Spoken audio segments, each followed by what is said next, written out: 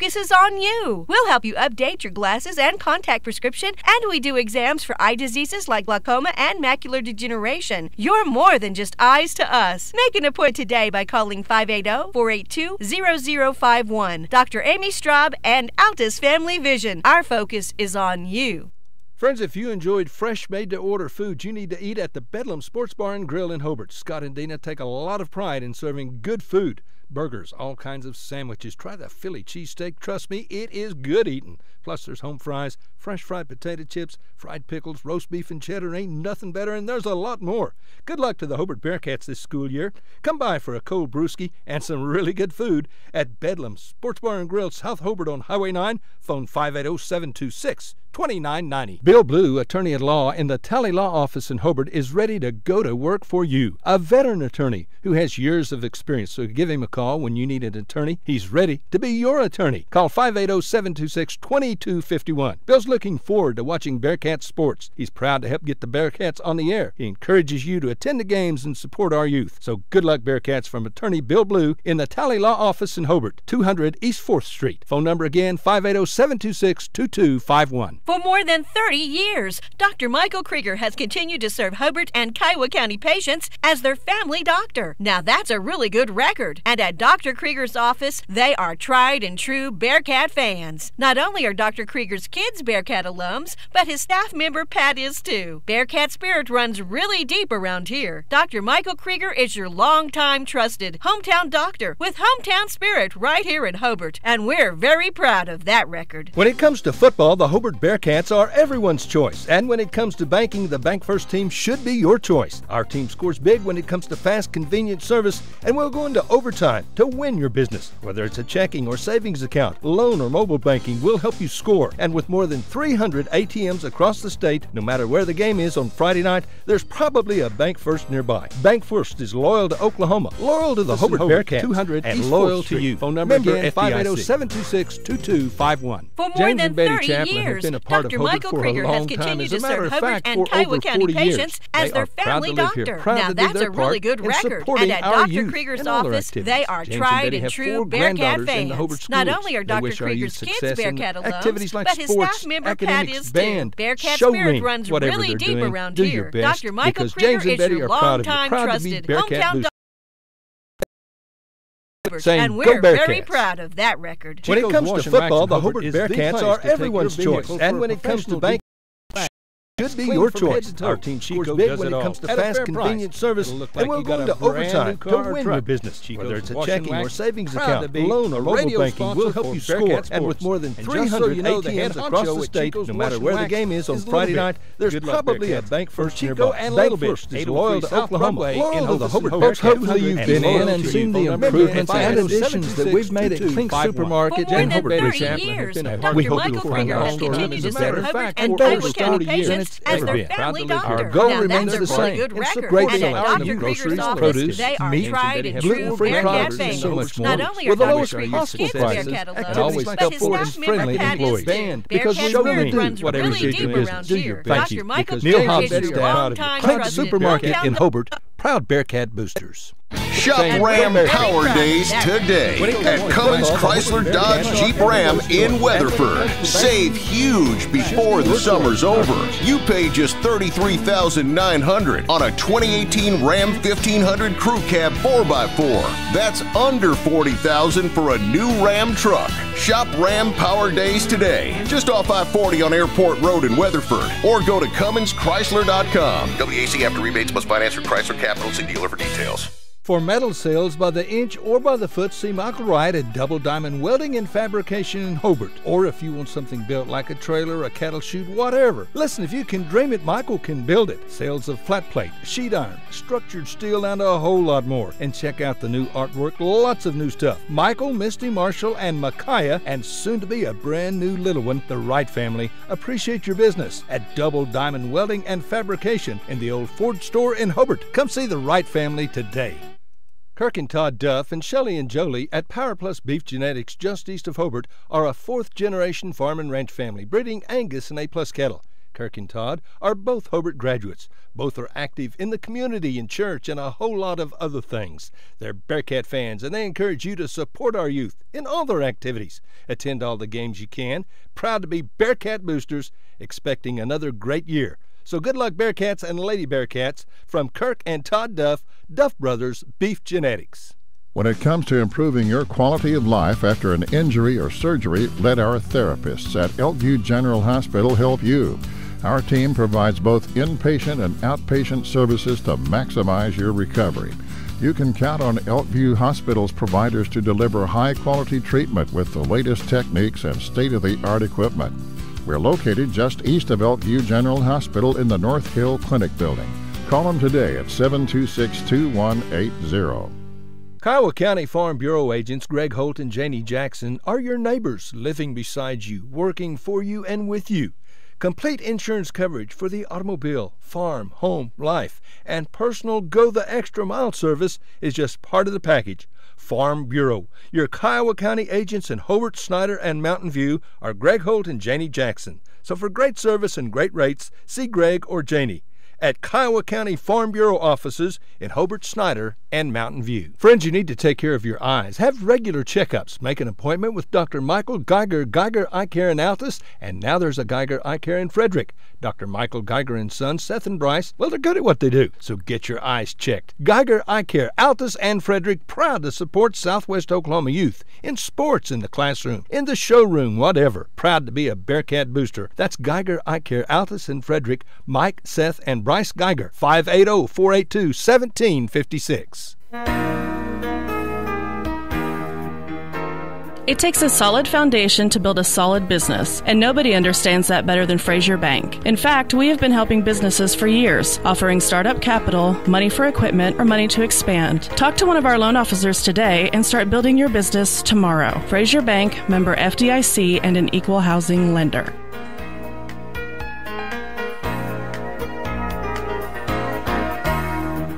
Attorney Bill Gentry is again proud to be a Bearcat booster. He's been one for a lot of years, and he encourages everyone to attend every school event you can and support our students. Friends, when you need an attorney, call Bill. Bill is a veteran attorney. He's had years of experience before computers were even necessary. That's William Gentry, Billy Gentry. Perry Gentry, Perry and Marsh law offices in Hobart. Go Bearcats and Lady Bearcats. Heller Construction does all kind of general construction. If you need a barn, you need to call Terry Heller, 580-383-1416. Terry Heller is proud of our youth, their sporting events, livestock shows, their academic achievements. Proud to sponsor our youth in many activities. Friends, when you have a plan, call Terry. He'll do you the job and do it right the very first time. He was born here, raised here. He does a good job at a fair price. Always has, always will. So if you've got an idea, call Terry. Terry Heller Construction in Gotebo. Everything you expect at a flower shop and so much more. Right here at the Flower Shop on Main in Hobart. The Flower Shop on Main is literally your one-stop shop for flowers, bridal registries, gifts, candies, and even flavored popcorn. Angie's been to market and new things are arriving every day. When you come by, make sure to sample the simplified lotions. You'll love them. And remember the bridal registry when you're planning a wedding. Do us a favor and tell Angie that you heard her ad on the radio. The Flower Shop on Main in Hobart. Everything you expect at a flower shop and so much more. Hi everyone, Dave here for Hobart Farm and Garden. If you have livestock, you should be shopping at Hobart Farm and Garden. Here's Rod with more. That's right, Dave. If you come down there to Hobart Farm and Garden, you can be assured that we've got quality products. We've got competitive prices on them. We use our products. We know a little more about them maybe than someone else. We're locally owned. We want your business. We need your business, and we'll do whatever it takes to earn your business. If you give us a apples-to-apples comparison, we will meet or beat any competitor's prices on our products. And that includes our high-pro feeds, Pelican coolers, Gallagher fencing, Cargill salt, neck-over trailers, 3C creek feeders, Red Brand wire, Sheffield T-posts. Anything you need for the farm and ranch, we've got it, Dave. Got it at the right price, and friends, you won't find better service. You need to make it a habit to shop soon and often at Hobart Farm and Garden. Billy and Lori Robbins at Hometown Pizza in Hobart are plenty proud to be Hobart Bearcat boosters. Now at Hometown Pizza, our pizza is good. It's really good in our salad bar. It has truckloads of fantastic food. Do you like calzone? Hometown Pizza's calzone, it's the best. Enjoy great food and service from Billy and Lori and staff. Call us your order 726-2225. And once again, good luck Bearcats and Lady Bearcats from the Robbins family at Hometown Pizza in Hobart. Phone 726-2225. Whether you're looking for your first home, your next home, or you just want to refinance your current home, you need to see Jim or Tommy, the experienced lenders at Interbank. Don't wait for interest rates to go up.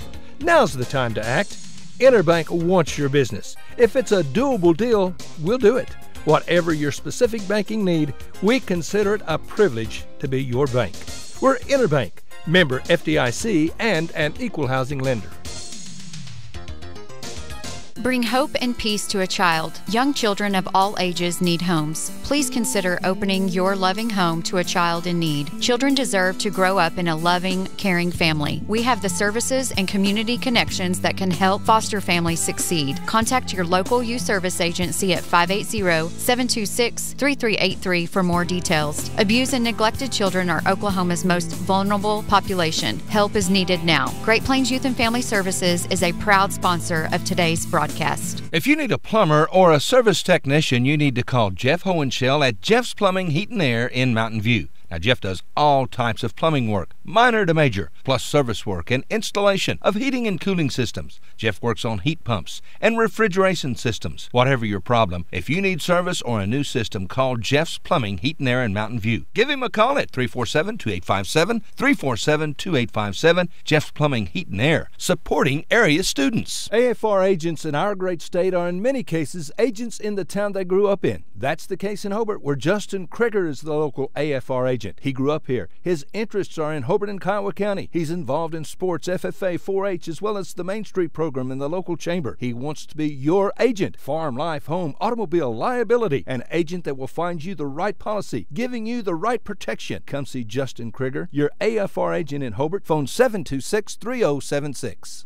Dr. Jay and Janet Kruska at Kruska Dental Office in Hobart have always supported our youth. They're once again to be proud Bearcat boosters on the radio. Attend all the events you can and support our youth. They are our future. And listen, friends, when you need a dentist, make an appointment with Dr. Kruska, a trusted dentist for many years. Call 580-726-2524.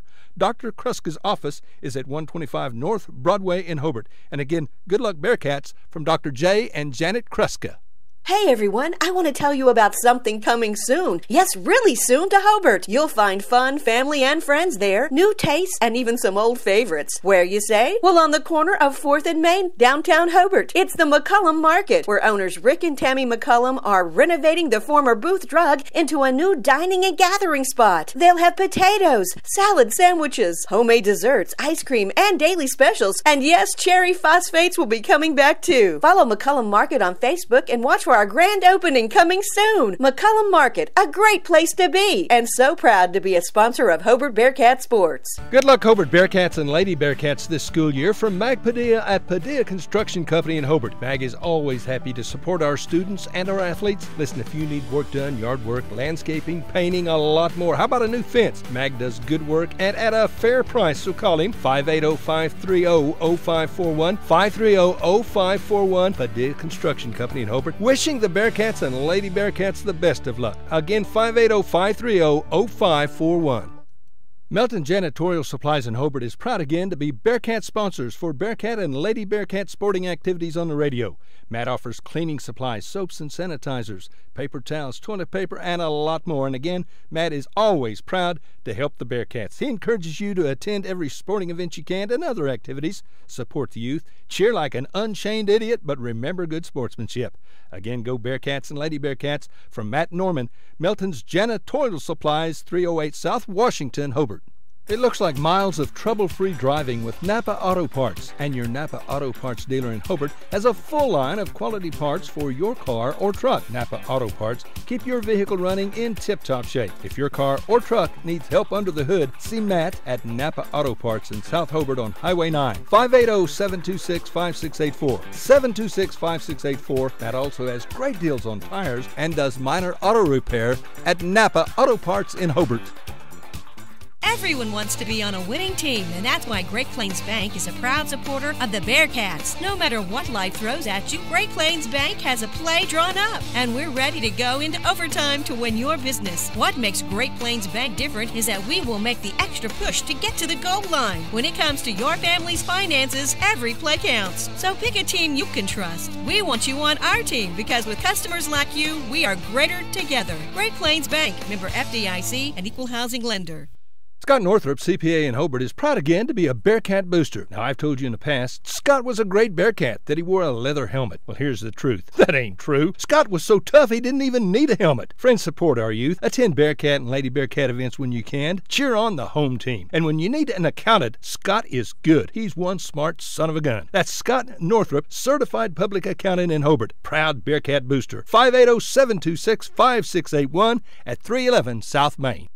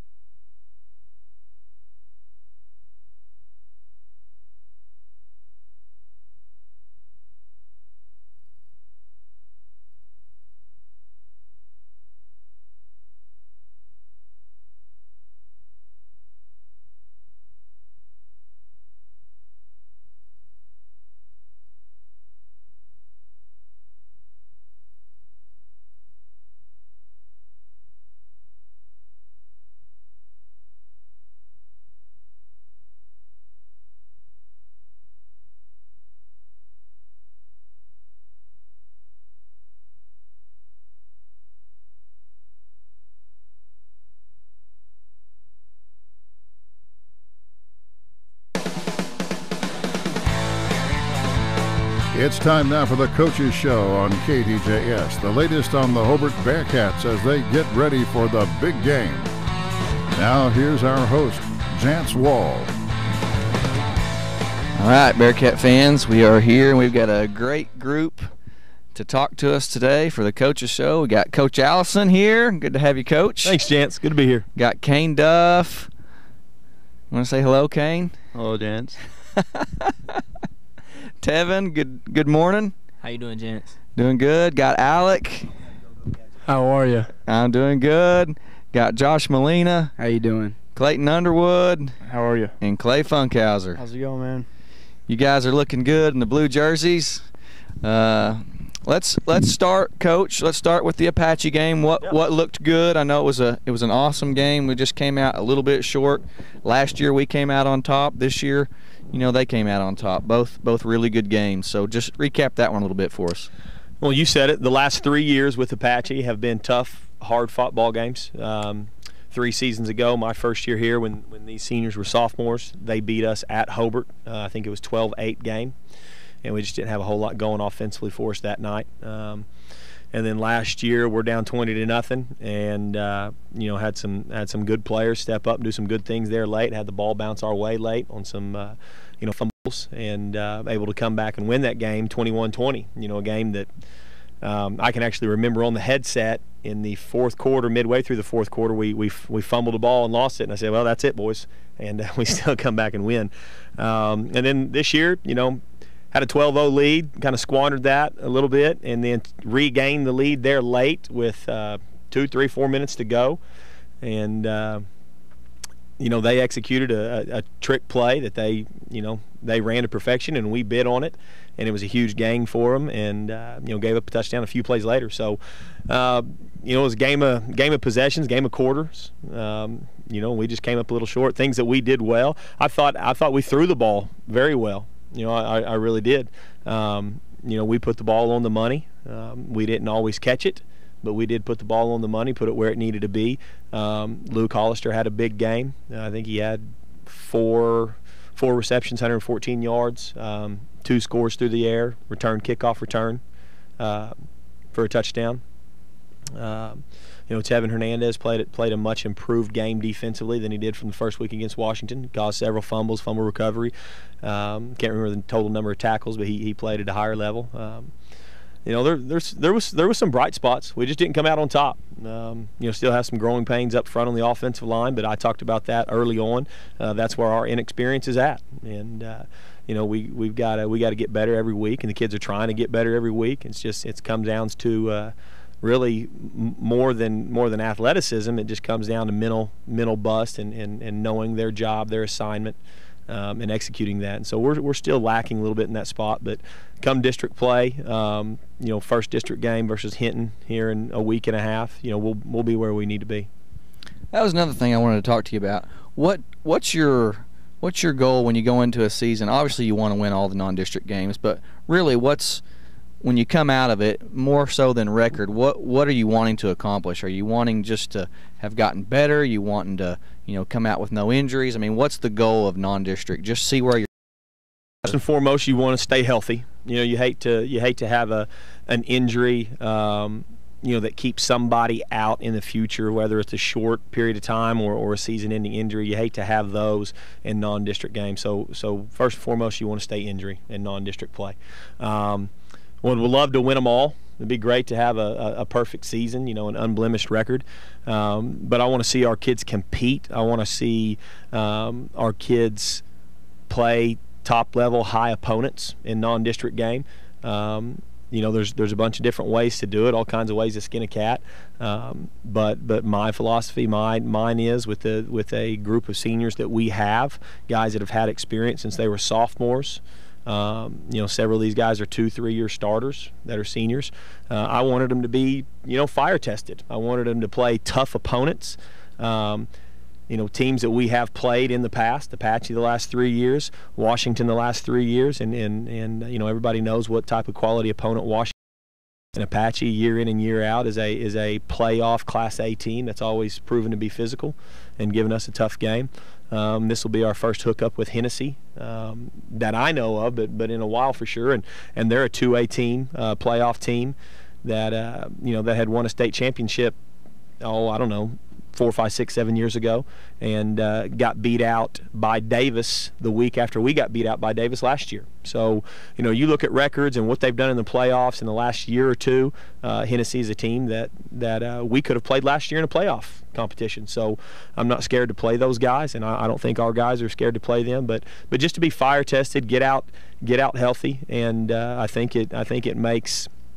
Our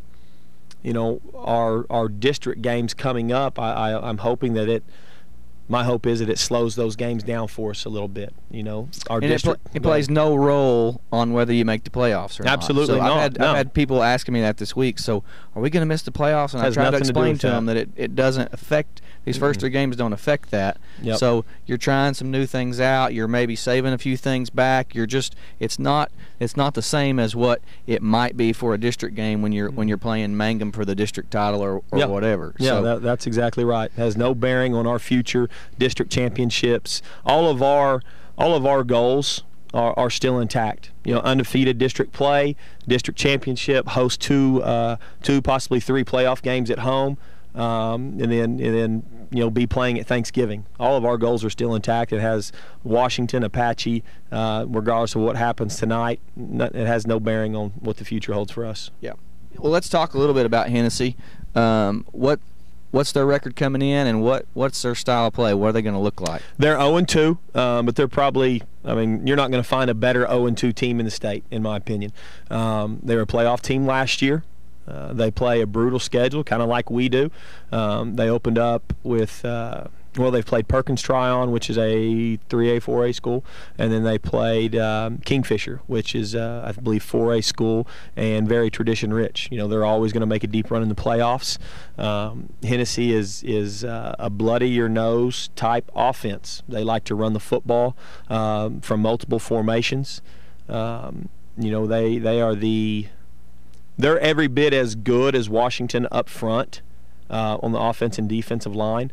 I think they have the best defensive linemen and offensive linemen that we've faced this year in number 75 for them.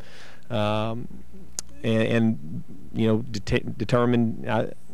Sorry, I got a loss of words there. Depending on if their quarterback plays tonight or not, you'll see that guy that I talked about, number 75, their best offense and defensive lineman. You'll see him in the backfield in kind of a direct snap, wildcat type formation that they have, where he's going to run the ball downhill, and he's a load and he's very athletic.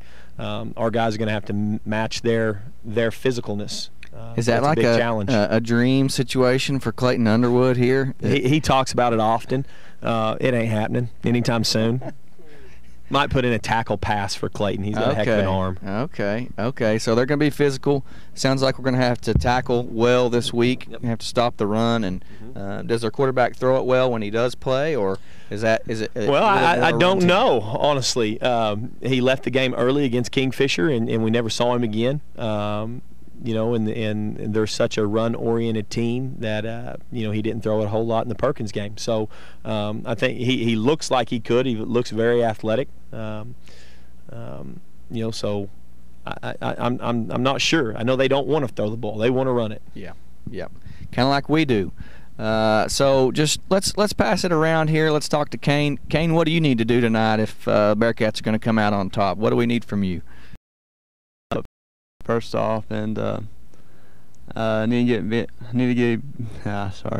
be better up front than I was last week for sure. Okay. That was brought to my attention as we watched film, and just show up ready to hit and get ready to get hit in the mouth and respond and face adversity. Sounds good. What about Tevin? What are you going to do tonight? What do you need to do to win for the Bearcats? I'm going to just do my best and make tackles, make plays, and just come out there and perform. It's going to be heavily on you two guys' shoulders tonight. If they're a heavy run team, you're going to have to be wrapping up and making some plays. Alec, what about you? Probably just going to have to just try and spin it as well as I could, or as well as I can. Just carry out my fakes and do every little thing right. You ever ask Coach Allison to say, hey, maybe we should throw it around a little bit more instead of running the ball all the time. You ever say that? Yeah, I have, and I don't know if he is yet, but I feel like he's going to start coming around to it just to maybe here after a while. He doesn't know me very well. He doesn't. You know, you are an old defensive lineman. We can't expect too much spread and chunk it around. Well, Molina, you're probably wanting to stay running the ball and not passing it quite so much, huh? Yes, sir. But we got a good wide receiver who can catch the ball, and we got a good quarterback who can throw it to him. So, hey, they could throw it to you too, right? Yes, sir. Out of the backfield. Yes, sir. Well, pass it on over to Clayton and Clay. Anything you guys want to add to what you guys need to do tonight for a big Bearcat victory?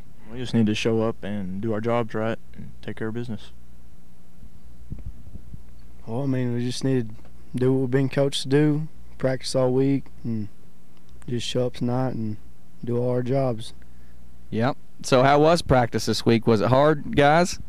Was it a hard week of practice? Was Coach after you, or was he calm this week? It was all right. It wasn't. I mean, for me as a quarterback, it's not just the hardest one, but I tell you one thing: I could not do what the offensive and defensive line do. The linebackers or anything like that, I could not. That works out pretty good for you, right? They have to work really hard, and you get the glory in the newspaper and Facebook. Yeah. No, I mean, yeah, I guess so. That's a tough thing to say, though. Well, we're thankful for those linemen, but we also need a quarterback who's playing well, and obviously you've done that. Coach Allison was talking about that earlier, just that connection you've got with Luke and then also with Kane, and so I've been impressed with our passing game, and I'm excited for tonight. 7 o'clock kickoff tonight, Coach. I know we were talking about that, a little bit of adjustment for rest of the way out, rest of the season.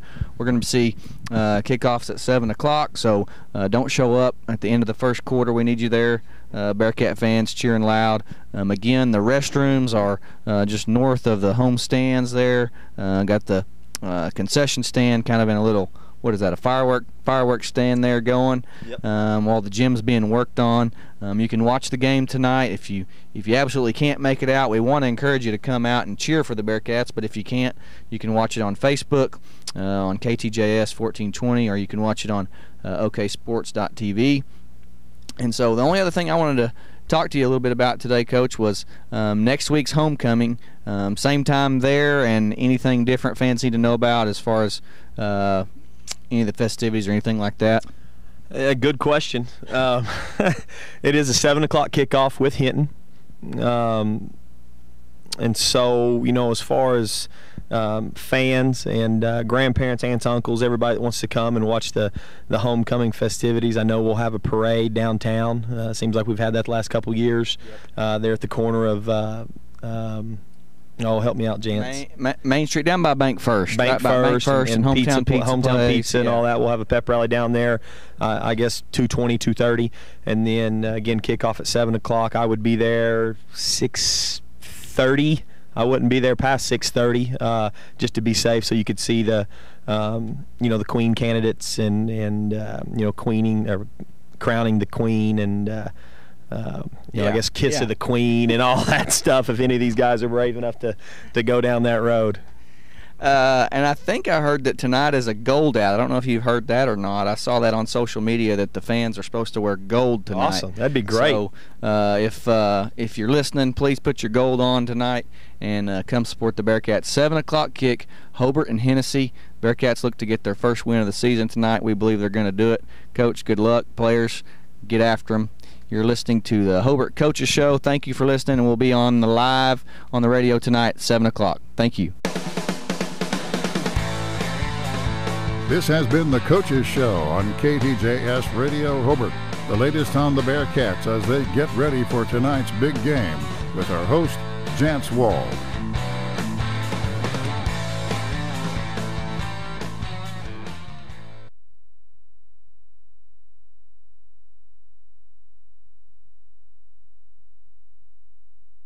Great fall savings are waiting for you at Parts Plus in Hobart. Save on Parts Plus Platinum batteries. They're on sale for $104.99. And Gold batteries, they're on sale too. They're just $89.99. Performance Tool 120-piece fuse assortment set, just $8.99. Anco contoured blades, $13.59, and Mystic Bar and Chain Oil is a bargain at $4.69. Many other great specials, and don't forget the low tire prices and the big storage units at Parts Plus in Hobart. We live? Hey, good evening, ladies and gentlemen, and welcome to week 3 of Hobart Bearcat football. Got Rodwald coming at you here tonight, Jance Walby on the sideline, and Lane Goss up here with me. A little different tonight. We're switching responsibilities. We got Jance decided he wanted to be in on the action. Are you live down there, Jance? Can you hear me? I can hear you just fine. I kind of like it down here. You feel like you're at a football game a little more so than you were up here? I do. I like it. It's not too hot down here in the shade. Are you guys, what's your temp like up there? Hey, it's good up here. I feel like I got the best seat in the house, about on the 50-yard line and not too far up, and it might be a good switch. I don't know.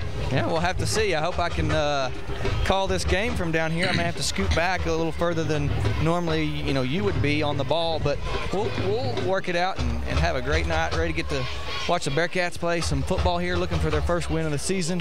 Playing Hennessey tonight. I know Hennessy's not won a game either, but they've played Kingfisher and Perkins Tyrone, which are two good teams. And so Bearcats are going to have all they want from Kingfisher tonight, or from Hennessey tonight. Coach Allison told me today they are a very physical team, and so Bearcats are going to have to come ready, and especially ready to tackle. Yeah, I tell you what, I think if you look at schedules across the state and you see this, when you see 0-2 versus 0-2, you might not think it's a very good ball club, but these are two really good ball clubs that have just played really tough schedules to this point. I think both of them are going to do well as they get into district play, and both of them want to come out with a win tonight, get some positive momentum as they do go into district play. We were talking a little bit on the coaches show. I've had several people ask me this week, if we lose tonight, is that going to ruin our chances for the playoffs? And I'm trying to explain to them that these games don't count anything towards the playoffs. So you want to get better, you want to work on what you're doing good, what you're doing bad, and try to get better for those district games coming up. You bet. Yeah, you kind of divide your year up into 3 different seasons. The first scrimmage weeks and the first 3 non-district games, you kind of find out what you've got. Then you hop into district play, and you find out if you're good enough to qualify for the playoffs. And then if you do make the playoffs, that's kind of like a third season where you are rewarded for what you've done to that point, and you move on. And it's an exciting time. And this is the last week of those games that don't count. We need to get some things figured out here tonight and see what we really feel like is our strengths going into district. Bearcats just ran through the tunnel. Got a new helmet down here, Rod. It's huge. I don't know if you guys can see it from where you are, but it's like the size of a fourth of the field house. It's kind of a blow-up helmet. Wish we had that when I was playing. Yeah, we got Gossie on the line now. Good to hear you, Gossie. Bearcats going to be wearing all blue pants, blue jerseys, and gold helmets tonight. And it looks really good. New jerseys, they are looking like they've got the eye of the tiger, Rod. They do look good. The home blues, I always liked blue over blue. That was one of my favorite color combinations when I was coaching. We always let the kids choose, let the seniors choose what they want. And usually at home, more often than not, they chose blue over blue, and it's one of my favorites. And yeah, the helmet you're talking about there, great support. Booster Club done a lot of things for these guys, and that's a neat addition to our home game atmosphere. Okay, so Hobart is going to start the game on defense. They're going to kick off to get this game going. Hennessey will be wearing all white pants, white tops, and white helmets. And we're getting ready to start this sucker. So, Jance, I'm sure you've watched some of the film. Have you seen the clip of number 75 here playing quarterback for Hennessey? Yeah, I have, and he is a load. I hope he stays at lineman. Yeah, that's what I told some of the other coaches. I said, we need to keep their regular quarterback healthy. That guy's a load. But I saw the film clip, just now picked him out here. They don't list height and weight in their roster, but he's a big boy. Well, he's definitely bigger than me, I can tell you that much. I'm right down here by him, and he's large. I think every one of them out there is probably bigger than you. They are some big. Of Hobart this time, so Dunnigan's going to have a lot of yards. He's going to be tired after the end of this ball game. Ball's on the 29-yard line. Be second down and about 3. 9:18 to go, second quarter. No score. Second down. The scoreboard says 6. It doesn't look like that. Looks like 4 from up here, gents. We got a new running back. Number 33 is giving 44 blow this time. And he's going to get the ball around the right side, and he's got running room before Molina gets him. We're tackling a little better. It's just 4 or 5 yards down the field. We're getting pushed off the ball. Yeah, we're doing a good job. They're hitting him low, getting the legs wrapped up. He's just another big kid. Gained 4 to 5 there lane before we got him down, and they just moved the sticks. Their offense is very efficient. Yeah, it looks like they found something with the trips. They're taking out another one of our guys out of the box and just pounding it right in the middle. Yeah, sometimes it's more difficult to defend the run when they do go like 3 or 4 wide because you've got all your guys spread out. Makes it difficult. Different formation here. 2 tight ends, 2 splits, and 1 back. 1st and 10 from the 25. Here's number 33. What's his name? Fierro. Sebastian Fierro. Seabass. Yeah, Seabass. We'll just call him Seabass for tonight. He picked up several good yards. 8:15 to go, second quarter, in a game that has seen the Hobart Bearcats have the ball for about 6 plays. This may be the fastest game that's played in the state this year. I mean, its clock's rolling on. It's 8 minutes to go right here. Yeah. Second quarter. Ball's on the 18-yard line. Handoff, Dunnigan, and he is real close. Maybe has a first down, I think, from the spot. Just, sound like I'm beating a dead horse, but those guys inside right there, Drew Duff, Clayton Underwood, Kane Duff, those guys are doing a good job, and our linebackers are making tackles. These guys are just so physical. It's easy for them to get 3 or 4 yards, even when we have played pretty good defense. Yeah, I think you're going to have to put another guy up there just to try to clog it up a little bit and make them do something different, because if they continue this, it's just going to be walking right in the end zone 8 yards at a time. Duff, and Underwood in the middle. Ball on the 14-yard line, 1st and 10. Here's Dunnigan, and he falls forward for about 8-9 yards. Dunnigan on the carry. Simon Chulamani on the tackle. I don't know. After a 7-yard gain. I don't know. Also, Rod, you know, times passing like a 4-4 front, you might get your outside linebacker crouch right up on the line of scrimmage and just tell him to dive in there every time, and send him on a blitz or something, try to just dive and get his legs before he gets to the line. That gets you another body in there. The only problem is that some of those bodies of ours are about $150, they're just so big. But it would help jam things up, I would think.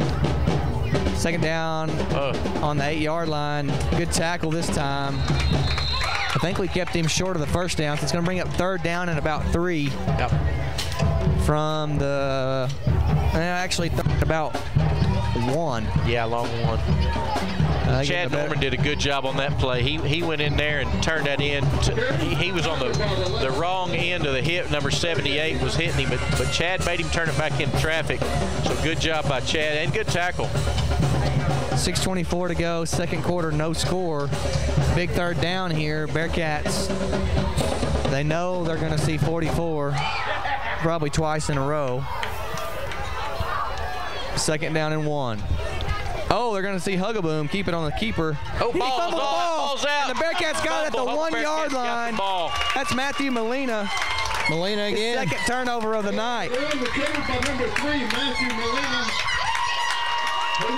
Hugaboom hadn't carried it all night. Yeah, I just can't hear you, Jance. I can hear you trying to talk, but I can't make out what you're trying to say. Well, what I was saying is Hugaboom hasn't really carried it all night long except for the one rollout pass down on the other goal line. I don't know why you take it out of 44's hands, but I'm glad he did. Bearcats came up, got a nice hit on him, and Matthew Molina gets his 2nd turnover of the night, got the interception in the end zone, and then now a fumble recovery on the 2-yard line. So great job by that young man being aware of his surroundings and picking up that football. Alec under center. He's going to throw a slant to Luke. Gets him out of the danger zone. He's got some running room. Out past the 15 to the 20. What yards line is he on now, guys? Good job. Great job right there. Coach Allison not afraid to throw that ball. Backed up on his 2-3-yard line. Throws that ball and, turns into a 25-yard gain. Good job, Bearcats. Let's go score. All the way out to the 29-yard line, so great connection. If they're going to single cover Luke, I'm not going to say it all night, but I'd keep feeding him the ball. I'd throw it to him 25, 30 times. Yeah. Now they're going to go over and double it. No, they're not either. Oh, here we go. Alec under center, handoff to Molina at the fullback position. Doesn't get anything. And the big uglies ate him for lunch. Yep. tough sledding. And our trap game, we do about as good a job as anybody around the trap. Coach Allison coaches the blocking scheme on trap great. He's got the fullbacks that run it great, but it's tough against these great big guys in there, and that's what, Molina runs hard, just not a lot of room in there. Big 50, big 75, 78 waiting on him. But as much as they're bringing that pressure right up the middle with those big guys, I think a little screen would be nice. Get them coming forward and drop it off over their head. Here we go, Alec, and we got flags. We went with a long count there. I believe drew them off sides, Jance. I didn't see any movement on us. Hadn't seen a signal yet. Yeah, it looked like we moved after they moved. This ref crew's not really too good on signals. 2nd down and 9 before the flag. Offside. We got offside on Hennessey. So that's get 2nd down and 4. And then we got 5:04 to go, 2nd quarter, no score. So, like you said, this is a really fast-moving ball game. I don't know what time it is, but it seems like it hadn't been going on for very long. Yeah, it doesn't even seem like we're where we'd ordinarily be kicking off. It's just now 7:39, so ordinarily we'd just be about 10 minutes past kickoff, and we're almost to halftime. Wow.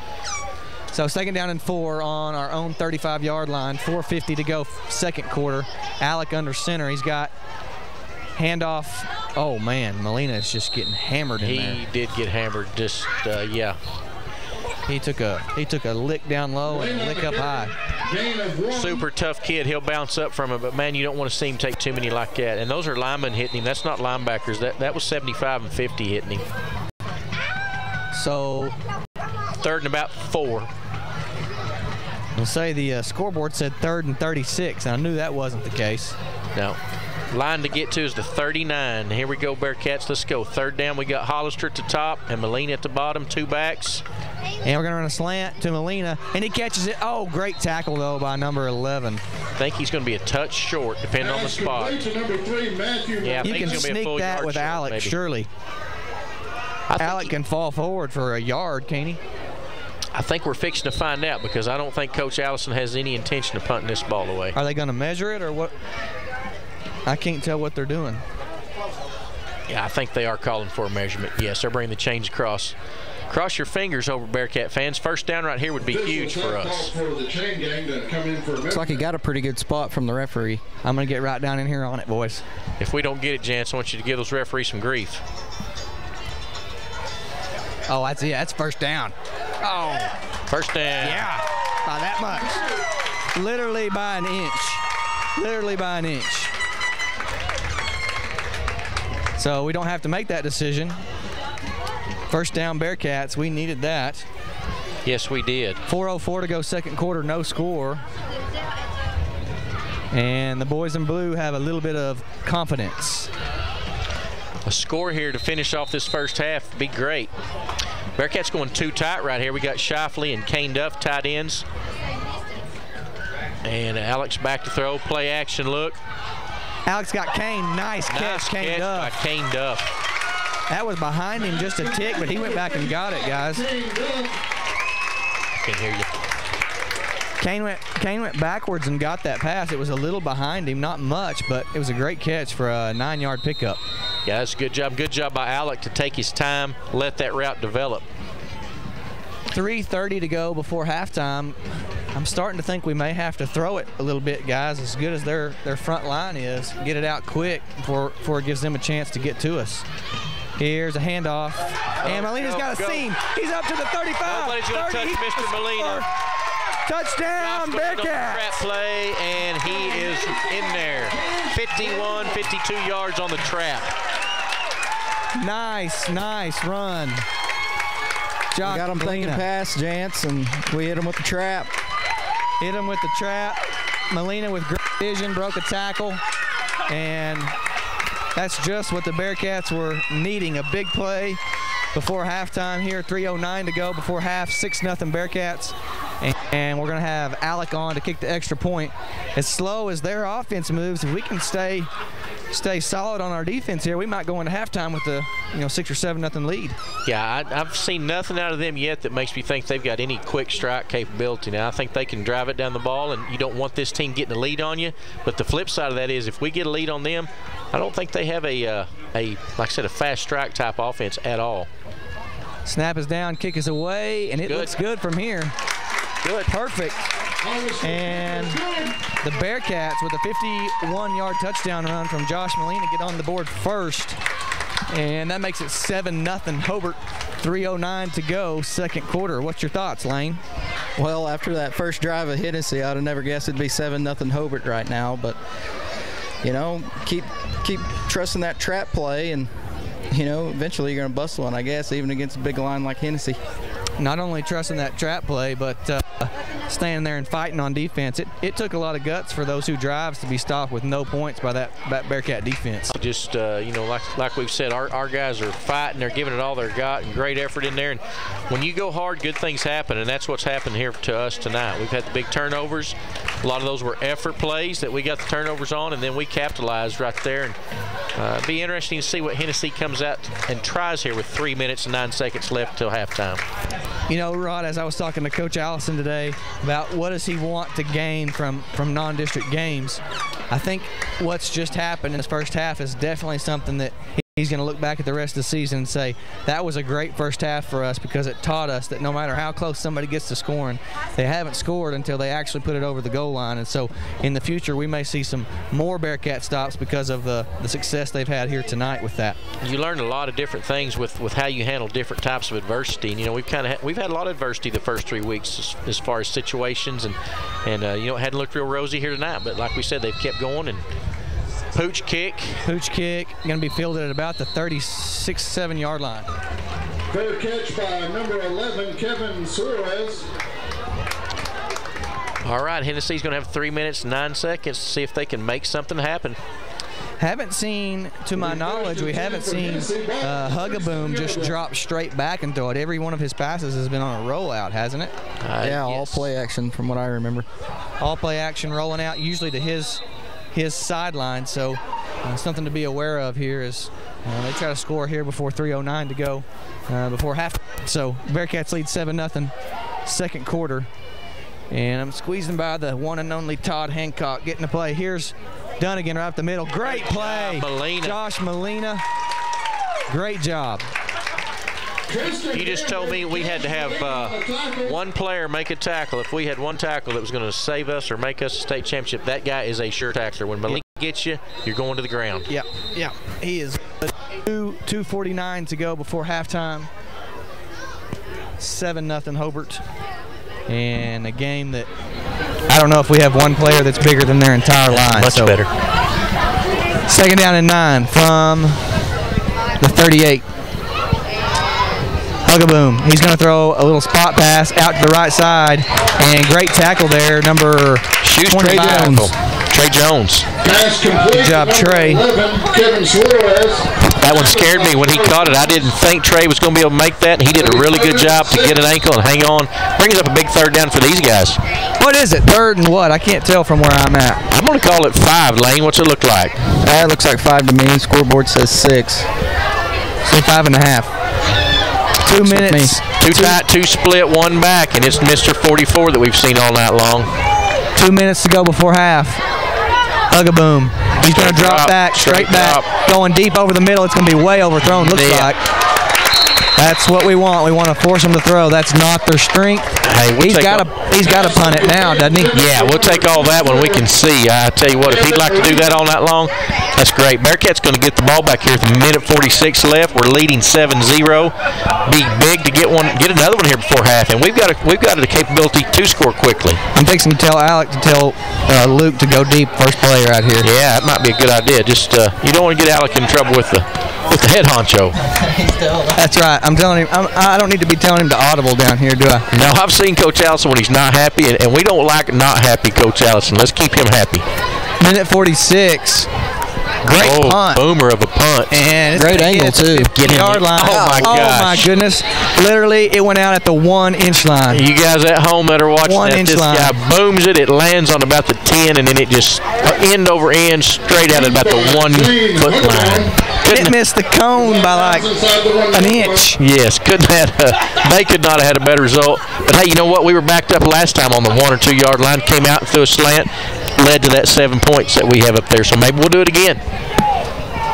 Yeah, that's a game changer. You think you're going to get it on about the 20, 25 yard line, and he sails one and knocks it out at the 1 yard line. I mean, that's people in the pros make a lot of money to do that.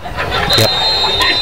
See what Coach dials up right here. Is he going to be aggressive and get after it, or are we going to go to halftime satisfied right here? You got Luke out there, single coverage on him. I think he's going to go to halftime satisfied, be my guess. Here we go, Alec. Handoff. Oh, he fumbled the ball. Fumble. Nope. He said the ground caused it. I don't know if I believe it, but he said the ground caused it. From up here, that looked like a fumble and a Hennessey recovery, but we're going to say this ref crew's pretty smart because they say he was down, and we agree with that. It is literally like there's 2 blades of grass between the white of the goal line and where we're getting the ball spotted. So it is danger zone. It's Alec Minor quarterback sneak time, in my opinion. Yeah, we don't want to get out of this. Don't want to do anything that endangers the ball right here. We don't want them to get it back deep in our territory for sure. I'm standing behind them now. Alec is going to sneak it. We got flags. I think we moved, but it's not going to cost us any yardage because there's no more yardage to nowhere to go. Yeah. So half the distance to the goal will be about an inch. So no harm, no foul there, but Coach Allison had the same idea that we did, just Alec Minor sneak just to try to get some breathing room. I bet we see it again. Yeah, you'd like to get a little bit of breathing room just to give your punter room to operate, and I hate to say punt on 2nd and 3rd down, but well, they've got no timeout, so say if we manage this right, we don't even have to punt, I don't think. But you don't want a deep handoff here where your running back's 5 yards deep, because as good as their linemen are, they could get a safety. Now we want to snap this ball with about 1 second on the clock, and as long as we don't turn it over, we're going to get to go to halftime. Here's Alec, and we jumped again. I don't understand it, and we were handing it off. I don't understand that either. Come on, guys! Somebody's getting psyched up there. I can hear it. That's one of those where, quarterback probably needs to say, hey, first sound or something. Let's make sure we don't. But the penalty's not hurting us from a yardage standpoint. We just need to get out of this hole and get to the locker room and get ready for the second half of play. And, I feel wonderful after a first half where if you didn't see the scoreboard, you would think that Hennessey was up about 21-7 or something. They could have really easily had 2 scores. They had 2 really good drives that ended deep in Bearcat territory on turnovers both times. So, we could be looking at them having 2 turnovers. And, hey, but that happens. You can always say if this and if that. Here's Alec. He's going to hand off to Molina right up the middle, and he's not going to gain much. He does get out of the end zone. Clock never started. Clock. And the clock is running. Everybody can calm down. Just trying to help them out, Boom.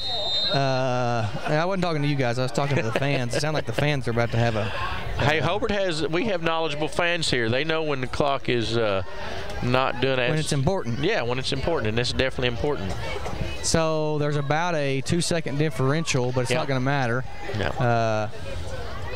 I guess you don't want to take the delay because you don't want to be back up any further than you have to. But just there's nobody over the top of Alec. He's just going to sneak it and get down, get the yards, and that's it. That's halftime.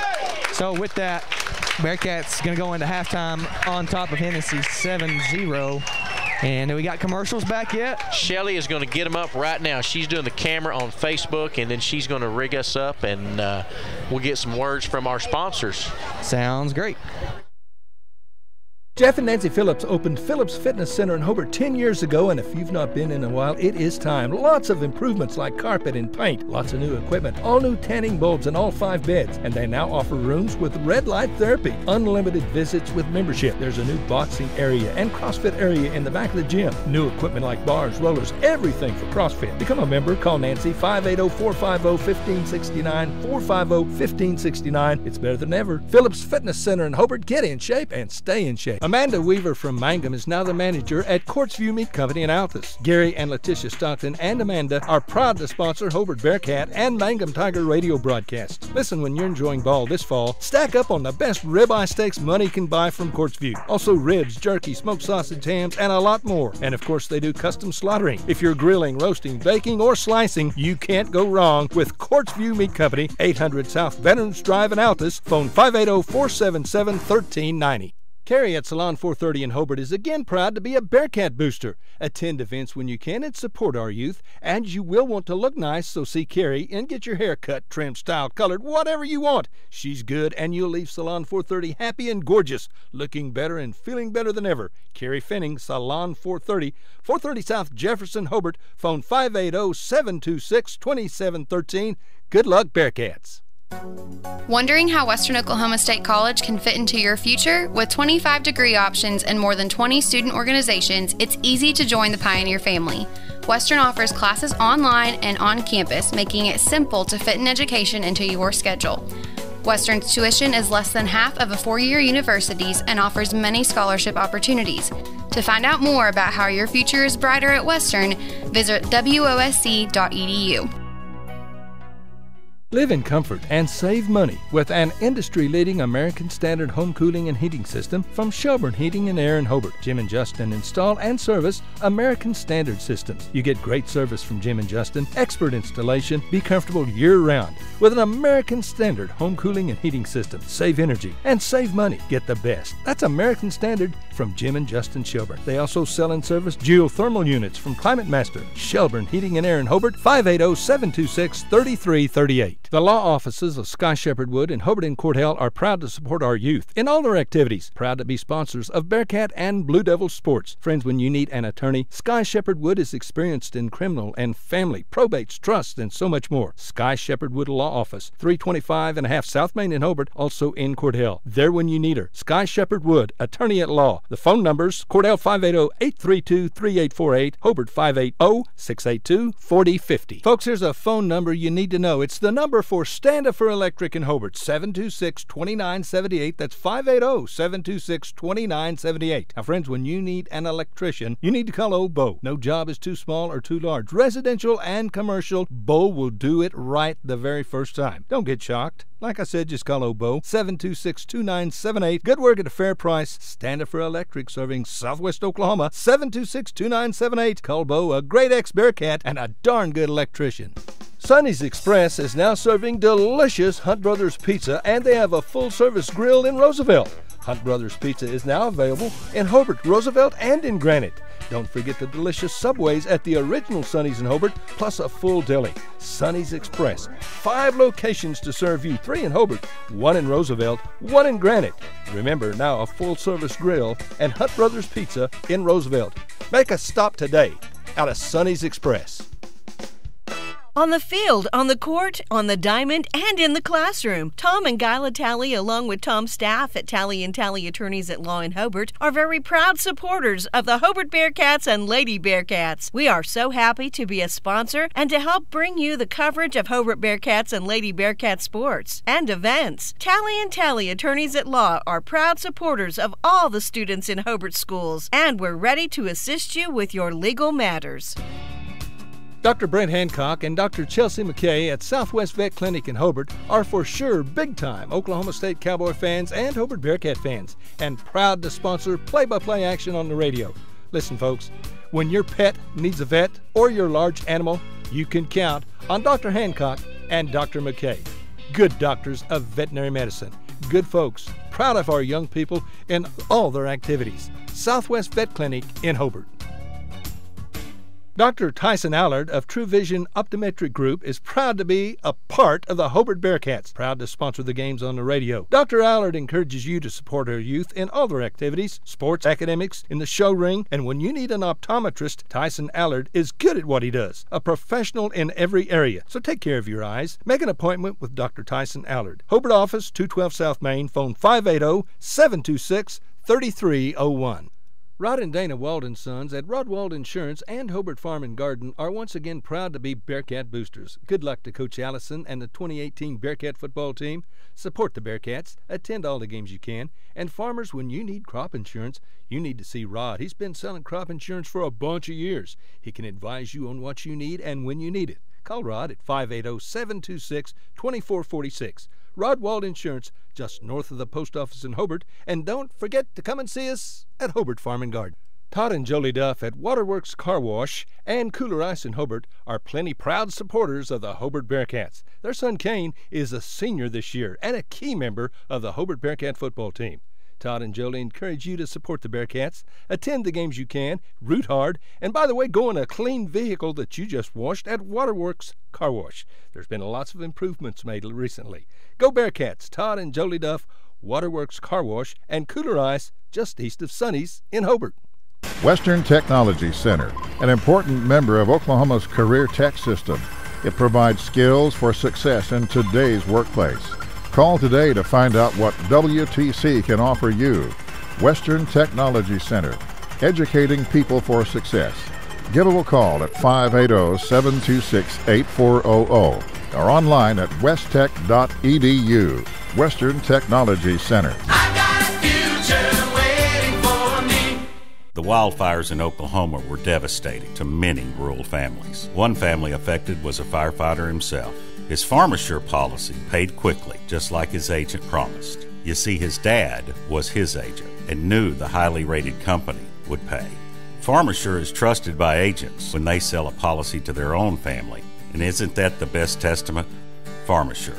The fast, affordable farm insurance is available at the Watkins Agency, 320 South Washington in Hobart. At Wheeler Ford in Cordell, we want your business and we will work hard for it. September is SUV season at Ford. Ask Tom or Casey about 0% financing on select Escapes, Edges, and Explorers, and $5,000 in incentives. We have great deals on F-150 XLTs and a good inventory of 2018 models. See Tom or Casey at Wheeler Ford Cordell for sales and service for life. Wheeler Ford Cordell, the place to go.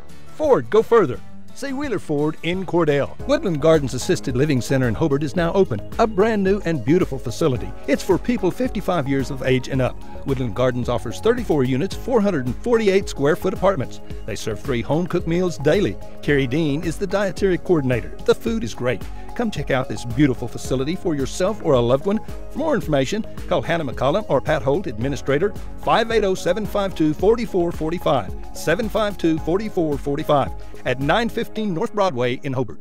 Jack Hogg was born and raised in southwest Oklahoma, and he's proud to serve as the Farmers Insurance Agent in Hobart. Jack will ensure your insurance experience is straightforward and personalized to help you select the best and the most cost-efficient solution. Auto, home, life, commercial, financial solutions. Call Jack, 726-3077. He'll answer any questions you might have. Jack Hogg, your Farmers Insurance Agent, 901 South Main in Hobart. Phone 580-726-3077. Proud to sponsor Bearcat Sports. Friends, here's some great consignments for Wednesday, September 19th at the Hobart Stockyards. From Snyder, 22 purebred Angus cows, 4 to 5 years old, bred 4 to 5 months. 22 Angus calves, 4 to 5 weights. 10 purebred Angus heifers, bred 5 to 7 months to an express low birth weight bull. 7 4 to 6-year-old ranch cows, 4 to 5 months old, bred from HBT 35. Steers and heifers, 4 to 6 weights, worked and had a round of shots. Other good consignments as well. Wednesday, September 19th at the Hobart Stockyards. Remember, like Rex always says, we want your business and we appreciate your business at the Hobart Stockyards. You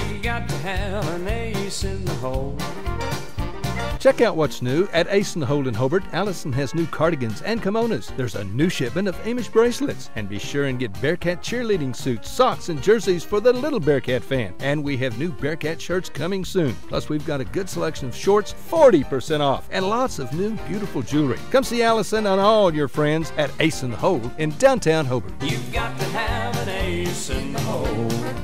Barbara and Larry Stewart at Barbara's House of Beauty in Hobart are longtime Hobart Bearcat and Lady Bearcat boosters, proud once again to help with the radio broadcasts. Folks, when you need your hair cut, fixed, colored, tell Barbara the color, the cut, the style you want, and friends, she will do it.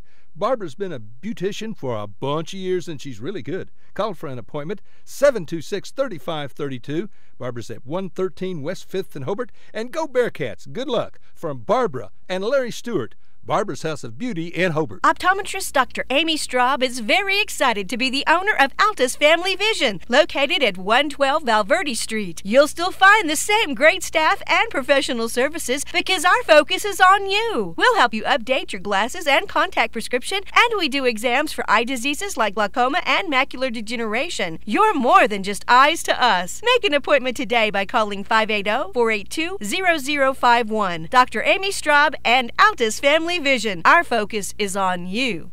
Friends, if you enjoyed fresh, made-to-order food, you need to eat at the Bedlam Sports Bar and Grill in Hobart. Scott and Dina take a lot of pride in serving good food. Burgers, all kinds of sandwiches. Try the Philly cheesesteak. Trust me, it is good eating. Plus, there's home fries, fresh fried potato chips, fried pickles, roast beef and cheddar. Ain't nothing better, and there's a lot more. Good luck to the Hobart Bearcats this school year. Come by for a cold brewski and some really good food at Bedlam Sports Bar and Grill, South Hobart on Highway 9. Phone 580-726-2990. Bill Blue, attorney at law in the Tally Law Office in Hobart, is ready to go to work for you, who has years of experience. So give him a call when you need an attorney. He's ready to be your attorney. Call 580-726-2251. Bill's looking forward to watching Bearcats sports. He's proud to help get the Bearcats on the air. He encourages you to attend the games and support our youth. So good luck, Bearcats, from attorney Bill Blue in the Tally Law Office in Hobart, 200 East 4th Street. Phone number again, 580-726-2251. For more than 30 years, Dr. Michael Krieger has continued to serve Hobart and Kiowa County patients as their family doctor. Now that's a really good record. And at Dr. Krieger's office, they are tried and true Bearcat fans. Not only are Dr. Krieger's kids Bearcat alums, but his staff member Pat is too. Bearcat spirit runs really deep around here. Dr. Michael Krieger is your longtime trusted hometown doctor with hometown spirit right here in Hobart, and we're very proud of that record. When it comes to football, the Hobart Bearcats are everyone's choice. And when it comes to banking, the Bank First team should be your choice. Our team scores big when it comes to fast, convenient service, and we'll go into overtime to win your business. Whether it's a checking or savings account, loan or mobile banking, we'll help you score. And with more than 300 ATMs across the state, no matter where the game is on Friday night, there's probably a Bank First nearby. Bank First is loyal to Oklahoma, loyal to the Hobart Bearcats, and loyal to you. Member FDIC. James and Betty Chaplin have been a part of Hobart for a long time. As a matter of fact, for over 40 years. They are proud to live here, proud to do their part in supporting our youth in all their activities. James and Betty have 4 granddaughters in the Hobart schools. They wish our youth success in activities like sports, academics, band, show ring, whatever they're doing. Do your best, because James and Betty are proud of you, proud to be Bearcat boosters. That's James and Betty Chaplin and family saying, "Go Bearcats!" Chico's Wash and Wax in Hobart is the place to take your vehicle for a professional detail job. Washed, waxed, cleaned from head to toe. Chico does it all at a fair price. It'll look like you got a brand new car or truck. Chico's Wash and Wax, proud to be a radio sponsor for Bearcat Sports. And just so you know, the head honcho at Chico's Wash and Wax is Little Bit. Good luck, Bearcats. From Chico and Little Bit, 803 South Broadway in Hobart. Folks, hopefully you've been in and seen the improvements and additions that we've made at Klink Supermarket in Hobart recently. Now, we hope you'll find our store looking better and better stocked than it's ever been. Our goal remains the same: great selection of groceries, produce, meat, gluten-free products, and so much more, with the lowest possible prices and always helpful and friendly employees, because we really do appreciate your business. Thank you. Neil Hobbs and staff, Klink Supermarket in Hobart, proud Bearcat boosters. Shop Ram Power Days today at Cummins Chrysler Dodge Jeep Ram in Weatherford. Save huge before the summer's over. You pay just $33,900 on a 2018 Ram 1500 Crew Cab 4x4. That's under $40,000 for a new Ram truck. Shop Ram Power Days today, just off I-40 on Airport Road in Weatherford, or go to CumminsChrysler.com. WAC after rebates must finance through Chrysler Capital. See dealer for details. For metal sales by the inch or by the foot, see Michael Wright at Double Diamond Welding and Fabrication in Hobart. Or if you want something built like a trailer, a cattle chute, whatever. Listen, if you can dream it, Michael can build it. Sales of flat plate, sheet iron, structured steel, and a whole lot more. And check out the new artwork, lots of new stuff. Michael, Misty, Marshall, and Micaiah, and soon to be a brand new little one, the Wright family, appreciate your business at Double Diamond Welding and Fabrication in the old Ford store in Hobart. Come see the Wright family today. Kirk and Todd Duff and Shelley and Jolie at Power Plus Beef Genetics just east of Hobart are a 4th-generation farm and ranch family breeding Angus and A-plus cattle. Kirk and Todd are both Hobart graduates. Both are active in the community and church and a whole lot of other things. They're Bearcat fans, and they encourage you to support our youth in all their activities. Attend all the games you can. Proud to be Bearcat boosters, expecting another great year. So good luck, Bearcats and Lady Bearcats, from Kirk and Todd Duff, Duff Brothers Beef Genetics.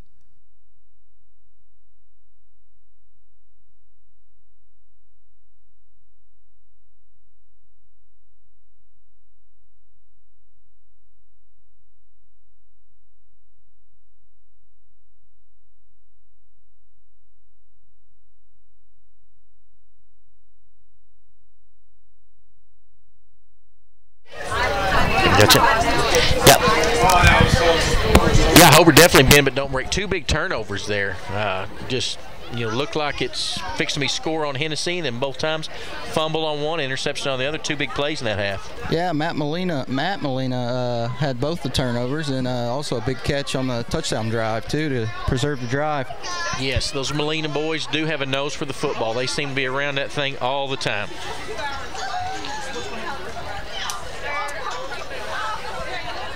Hopefully we can come out this second half. I think we deferred the toss, so it's our choice, I believe. Yeah, I think we're expecting to receive the ball here, and hopefully we can go down and score, make it a 2-possession ball game.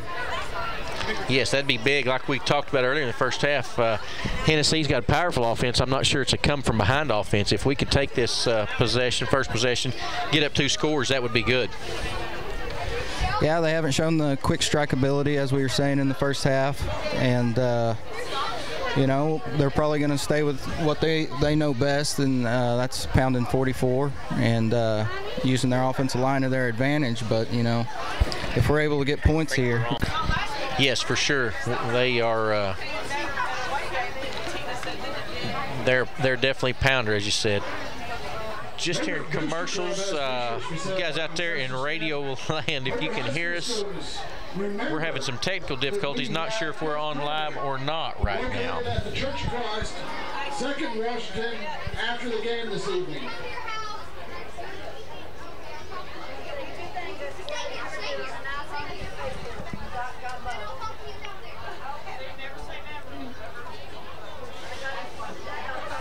Still running commercials according to her. Commercials, they're saying they're not hearing us right now.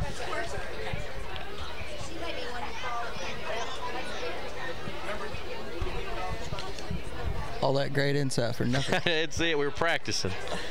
I'm sure we could use the practice.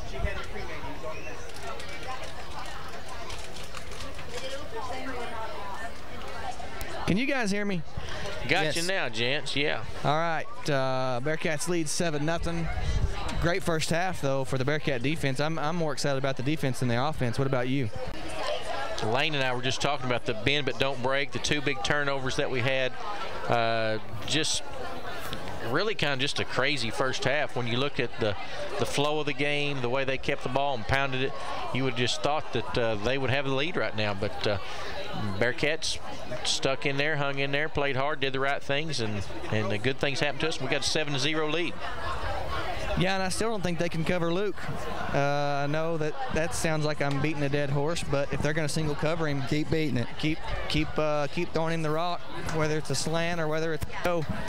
Kane made a great catch that first half too. So we've shown the ability to catch some balls tonight and got Molina on a long 51-yard touchdown run. So Bearcats are playing with a little bit more life. I don't know what it's been like on the sideline the last 2 weeks, Rod, but they're fired up. They're excited. Those big defensive stands have given them some life, and they're thinking full throttle. We can win this game. We definitely can win this game, and Lane and I were just talking about if we were to happen to go up 2 scores on these guys, I don't think that their offense is geared. The few passes that he threw, a couple tried to throw the deep ball. I wasn't overly impressed with his deep ball, so we need to put another touchdown up as quickly as possible and make them do something that they really don't want to do. They want to pound us with those big guys. If we can get them out of that game plan, I like our chances. And I think it's critical. Obviously you want to stop them for low yardage on every play, but if you can stop them on first down without getting 6, 7, 8 yards and make it second and 7, third and 5, that gets them out of their comfort zone. That helps us. Yeah, if it's anything 3rd and 5 or longer, I like that for sure. So I know you're obviously trying to do that every play, but it's critical for us in this game to have good first downs and keep the chains in our favor, because if they can get 2nd and 3 or 4, 3rd and 2, I mean it's hard to stop with that big line. So getting ready to kick off, Hennessey. Hobart's going to get the ball to start the 3rd quarter, and Bearcats lead 7-0. Here's a kick. It's a good one. Going to be fielded by Simon. I don't know what was going on there. It looked like it was going to be Luke's ball, but Simon comes out of the hole. He wanted it, and he is making some moves, and he's got a really good return there. Yeah, started out, looked like almost a little confusion on who's going to catch the ball, almost a little, fight for the ball. But when Simon came out, he did what a good returner does, took it upfield, found an opening. Bearcats going to start off with really good field position. 1st and 10 on our own 38-yard line. Did it not look like Simon kind of came over and just almost took it right out of Luke's? It did, for sure. Don't know if they're just miscommunication or what was going on there. Thank you very much. 11:50 to go. Third quarter, Bearcats lead 7-0. First drive of the second half. And Hobart's going to have the ball at their own 38-yard line. Minor under center, Molina at fullback, Simon at tailback. It's going to be a tosser on the right side. He's got some running room. Simon jukes one guy, falls forward for a good gain. What yard line do we get to there, boys? About a 10-yard gain. It's going to be real close to a first down. I think it may be just inches short, looks to me like. But great run, great first down play there. Great blocking right there. That's something else, too. That's if we can get to the outside, get to the corner, that's where our speed will definitely make a difference. Yep, Simon's got a lot of moves. He gets going in a hurry. From 0 to full speed, doesn't take him very long. 2nd down and 1 on the 47-yard line. Minor under center. He's going to hand it off to Molina, and he doesn't have much running room. And we see a flag come in late. Maybe what's that, face mask?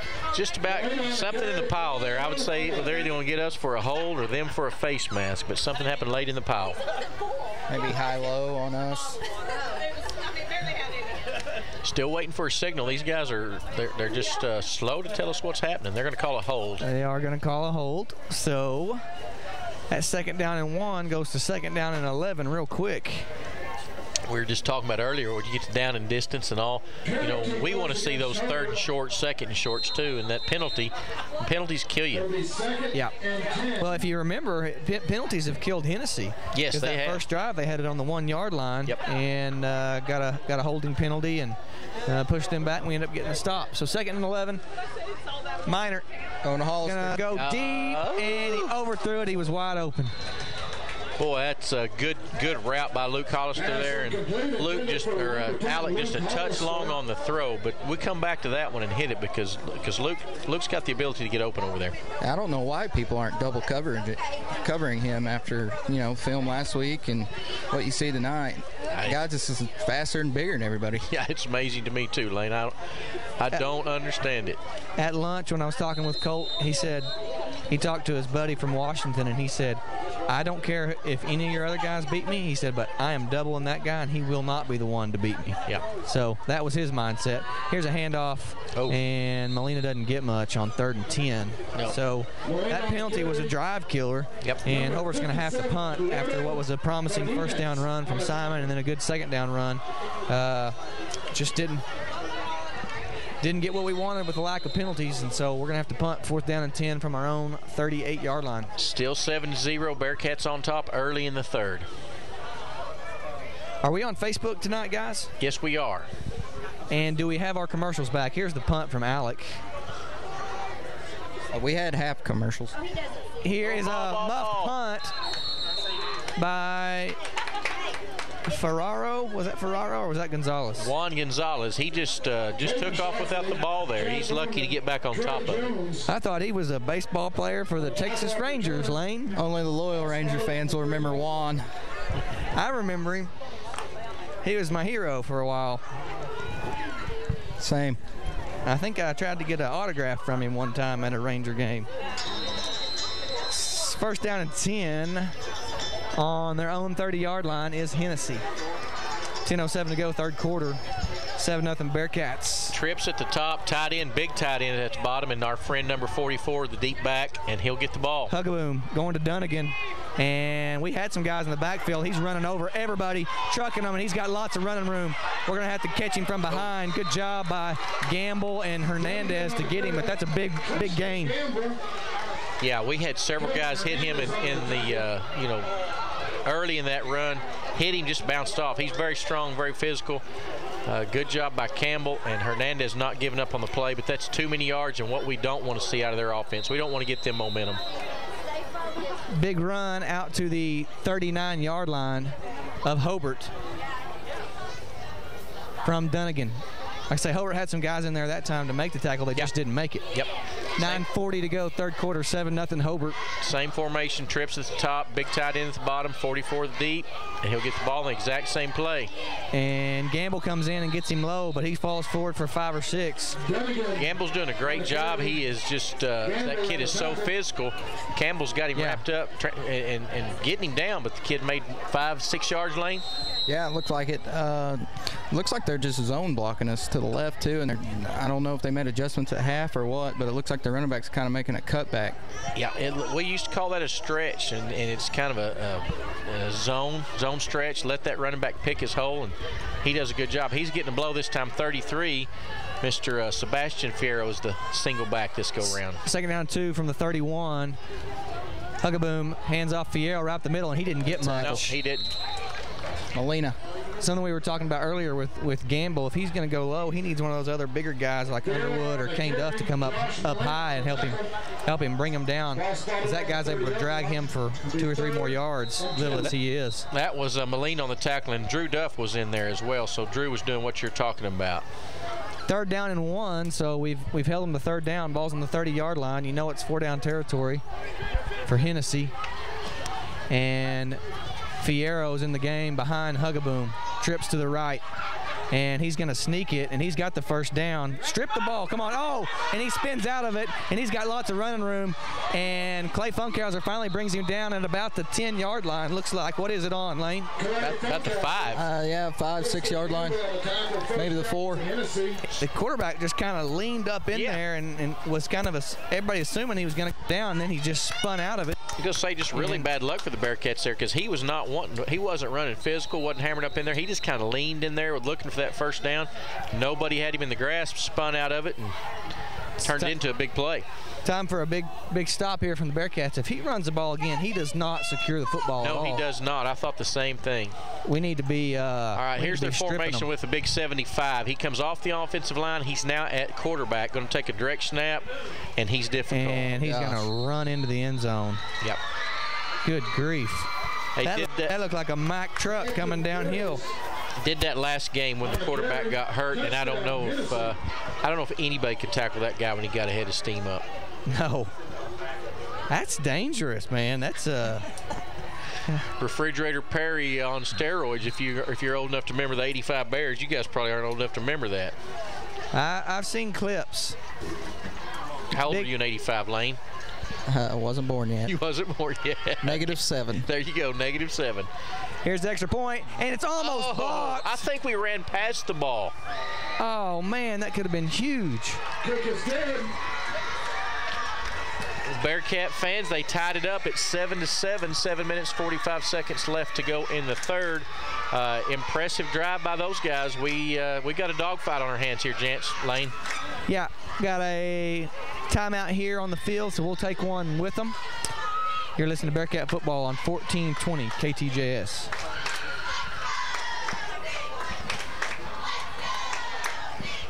Lane, what do you think? We got to come back out here. We get the ball here. Do we stick with our bread and butter, our run game? Do we open things up? What do you think we're going to see this next series? I think we stick with it, but if they're going to keep single covering Hollister out there on the edge, you're going to have to try something. It's a tie ball game now. Yeah, it is. It looks a whole lot different. Would have been really nice to get these guys down 2 scores, but they're a good team, good program, and they came out knowing they needed to put points on the board. They did what they needed to do, and now it's up to us. I'm sure we're going to see another a good effort by this Bearcat offense to get things rolling, whether it's through the air or on the ground. So Hollister's in the middle of the field, standing at about the 7-yard line. Simon and Molina on about the 15-yard line. We got somebody who is not remembering that they're on kickoff return. Trey Jones. Luke Hollister back deep for Hobart. Like to see Luke take one like he did last week at Apache. That was a really nice kickoff return last week, and he's got it in him. All those guys back deep have the ability to take them all the way. 7:45 to go, third quarter. We've got a tie ball game. Hennessey has tied it up here in the third quarter, and now the Bearcats have got to respond. No more penalties. That penalty killed us on that last drive. So I'm getting bit by mosquitoes down here, boys. Nice high kick, and Simon goes and gets it once again. And there is not running room for him, but he squirts around the outside. And tough running from Chulamani. Made a little something out of nothing. He took a big hit, bounced off of it, kept his feet, and got us another extra 5 yards there. So Bearcats going to start off 1st and 10, 25-yard line, going left to right on the radio dial. We need to go get some points on the board. Yep, 7:35 to go. 7-7 is your score. And Bearcats taking possession of the second half. Got Hollister and Matthew Molina split to the right. Josh and Simon behind Alec. Here's Alec. And we got movement again, guys. That's our left side of our offensive line. Just trying to get a little early start right there and just beat it a little too much. Just happens sometimes. Don't want it to, but why don't y'all call out who's got on the line tonight? Because I know we've made some adjustments and got some different guys in there. You're pretty safe hollering Duff because we got 3 Duffs on the offensive line. We got Drew is in there at center. Underwood. Yes. Clayton Underwood is one of the guards. Rhett Duff is a guard. Parker Holt is one of the tackles, and I think Mr. Postis. Yeah, 63's in there at right tackle. Marco Postis, right tackle. Looks like Marco. And Kane Duff is your tight end. Sometimes we're going 2 tight. It'll be Duff and Shifley. 1st and 15 from the 21. Spot pass to Molina, but great tackle, and we're going to lose 2 yards. Yeah, they sniffed that out really quick. Just good play on their defense. Good thought on us. Get the ball out quick. They just had a guy make a really good tackle, and it's going to bring up 2nd and long. Penalty puts us in a bad spot. Then a lost yardage play right there, 2nd and long. 6:50 to go, 3rd quarter. Tie ball game. checking in. Trey Jones checking in. Luke's on the sideline right now. Trey will take his spot, split wide to the top. 2 tight ends, Shifley and Kane Duff. Coach Allison is not happy about something. 2nd down and 17. Simon trying to get a little crease, but there's just not much there. I tell you what, we had a crease right there. Number 20 just did a great job filling that thing. Their lineman made our lineman, match up, big man on big man, and 20 just made a good play. I thought Simon had some possibilities on there, but didn't, and it's 3rd and, 15. Yeah, every bit of it. 3rd and 14 maybe. 6 minutes to go, 3rd quarter, 7-7. Is Luke hurt, Jance? He's not been back in since he came out there. No, him and Coach Allison were having a little discussion. Coach wasn't real happy, so I don't know what's going on. All right, we got younger brother Mark Hollister split up the top, and he's a good-looking receiver as well. 2 tight again, Shifley and Duff at your tight ends. I formation behind Alec. Alec drops back, gonna go deep for Mark, and he almost brought it in. Woo. Man, that was almost a great catch. Super throw, just an inch shorter, and that's a big reception to the younger Hollister, who ran a good route and just a little short all the way. Yeah, 4th and 14, 5:40 to go, 3rd quarter. You can feel the old momentum has switched back in favor of Hennessey. Listen, still here for the taking. We just need to get these guys down. Punt time. The next score may be the most pivotal in the game because both teams are clawing and fighting right now. If we could get back ahead, it'd be huge. And Alec gets away. Pretty good punt. Good roll. And good roll. Yep, Bearcat bounce. And Hennessy's going to have it at the 42-yard line. So we still not doing commercials? No, we're staying live. Excuse me, that's 47-yard line, isn't it? No, we're going to stay live, gents. Okay. I just don't want to get fired. I think you're safe. 5:30 to go, 3rd quarter. 7-7 ball game. Hobart and Hennessey. Hobart 0-2 on the year, trying to get their first win before we get district play going. And Hennessey as well, 0-2, but they've played Kingfisher and Perkins. So you got a battle of teams here that are desperately wanting to get a victory before they go into district. Both these teams playing hard, wanting to get that win. 1st and 10 from the 46. Hugaboom. He's going to hand off. Same play we've seen all night. Bearcats do a great job. Good job, Bearcats. Maybe the best we've done. Interior of the line right there. I know Drew Duff is in there. I know Clayton Underwood is in there. I think Kane Duff was in there. All our guys that got a hand on the ground made part of that tackle, and that's what you really want to see against a big offensive front like this. I saw some lightning in the distance, boys. I kind of thought I saw that too. 5:03 to go, third quarter. Bearcats and Hennessey tied at 7. Second down and 9. Ball's on the 47-yard line. Coaches are going crazy down here, motioning to get one of our players in line. And Hugaboom. And he's going to hand off right side to Dunnigan. And he's got some momentum built up, and he's got a first down and more before Hollister brings him down. Big gain there, guys. Big gain. Just big bunch of offensive linemen way downfield in front of him, escorting him down the field. He's hard to tackle. We had a couple Bearcats hit him, bounce off. Just good run by 44, and Bearcats got to find a way to stop this drive. Need a holding call on them is what we need. I'm all for it. When you're down there, it's part of your job as sideline reporter, Jance. You have to scream holding in the referee's ear and plant some seeds in his head down there. Okay, I'll do my best. Trips at the top, big tight end at the bottom, 44 in the backfield. And handoff, Dunnigan. And good job by Shoffley. Shoffley and Molina, Josh Molina there. Dunnigan on the carry, Caden Shoffley on the still going to gain 5. 4:10 to go, third quarter, 7-7 is your score. And he picked up about 4 or 5 yards on that first down run. Looks like Fierro's back in for Hennessey. We need them to do something stupid like throw a pass here. Turnover would be nice. That turnover's been our friend quite a bit tonight. 2nd and 6 from 35. Hugaboom sends a man in motion. And he's going to hand off to Seabass around the right side. Tevin Hernandez. Good job right there. And several others. Hernandez. Molina's in there on that play. Josh Molina. Good defense. And here we've got him 3rd and 5. That's what we want. Third and 5 or longer. So big chance for the Bearcats, 3:22 to get a stop. It's probably down territory is the sad thing. Yeah, part of the field is probably going to be 4 downs. 3:10 to go. Third quarter, 7-7's your score. And we got a great one on our hands tonight, Got folks. the big formation. 75 is back in the backfield. Hit him at his knees with your helmet. Oh, snaps over his head. He's not athletic. Go get him. Get the ball. Bearcats got it. Bearcats got it. Caden Shoffley. Turnover has been our friend. That's just a bad luck on their part, good luck on our part. Bearcats catch a big break. High snap over the offensive lineman, turn quarterback's head. Bearcats recover, going to have the ball about midfield, guys. Yes, and, I was a little worried when I saw that formation, but that is one aspect of that. You got a guy who's not extremely, athletic, quick. If you do snap it over his head, it's good for the defense. So Bearcats capitalize, big turnover there.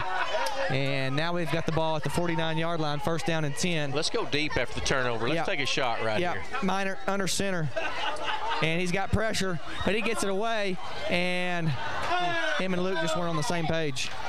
I like the call. I like taking the chance going deep right there. Had some contact earlier. I don't know if it was interference, but just some hand fighting with number 11 and Luke right there. Luke didn't get off cleanly as he would have liked.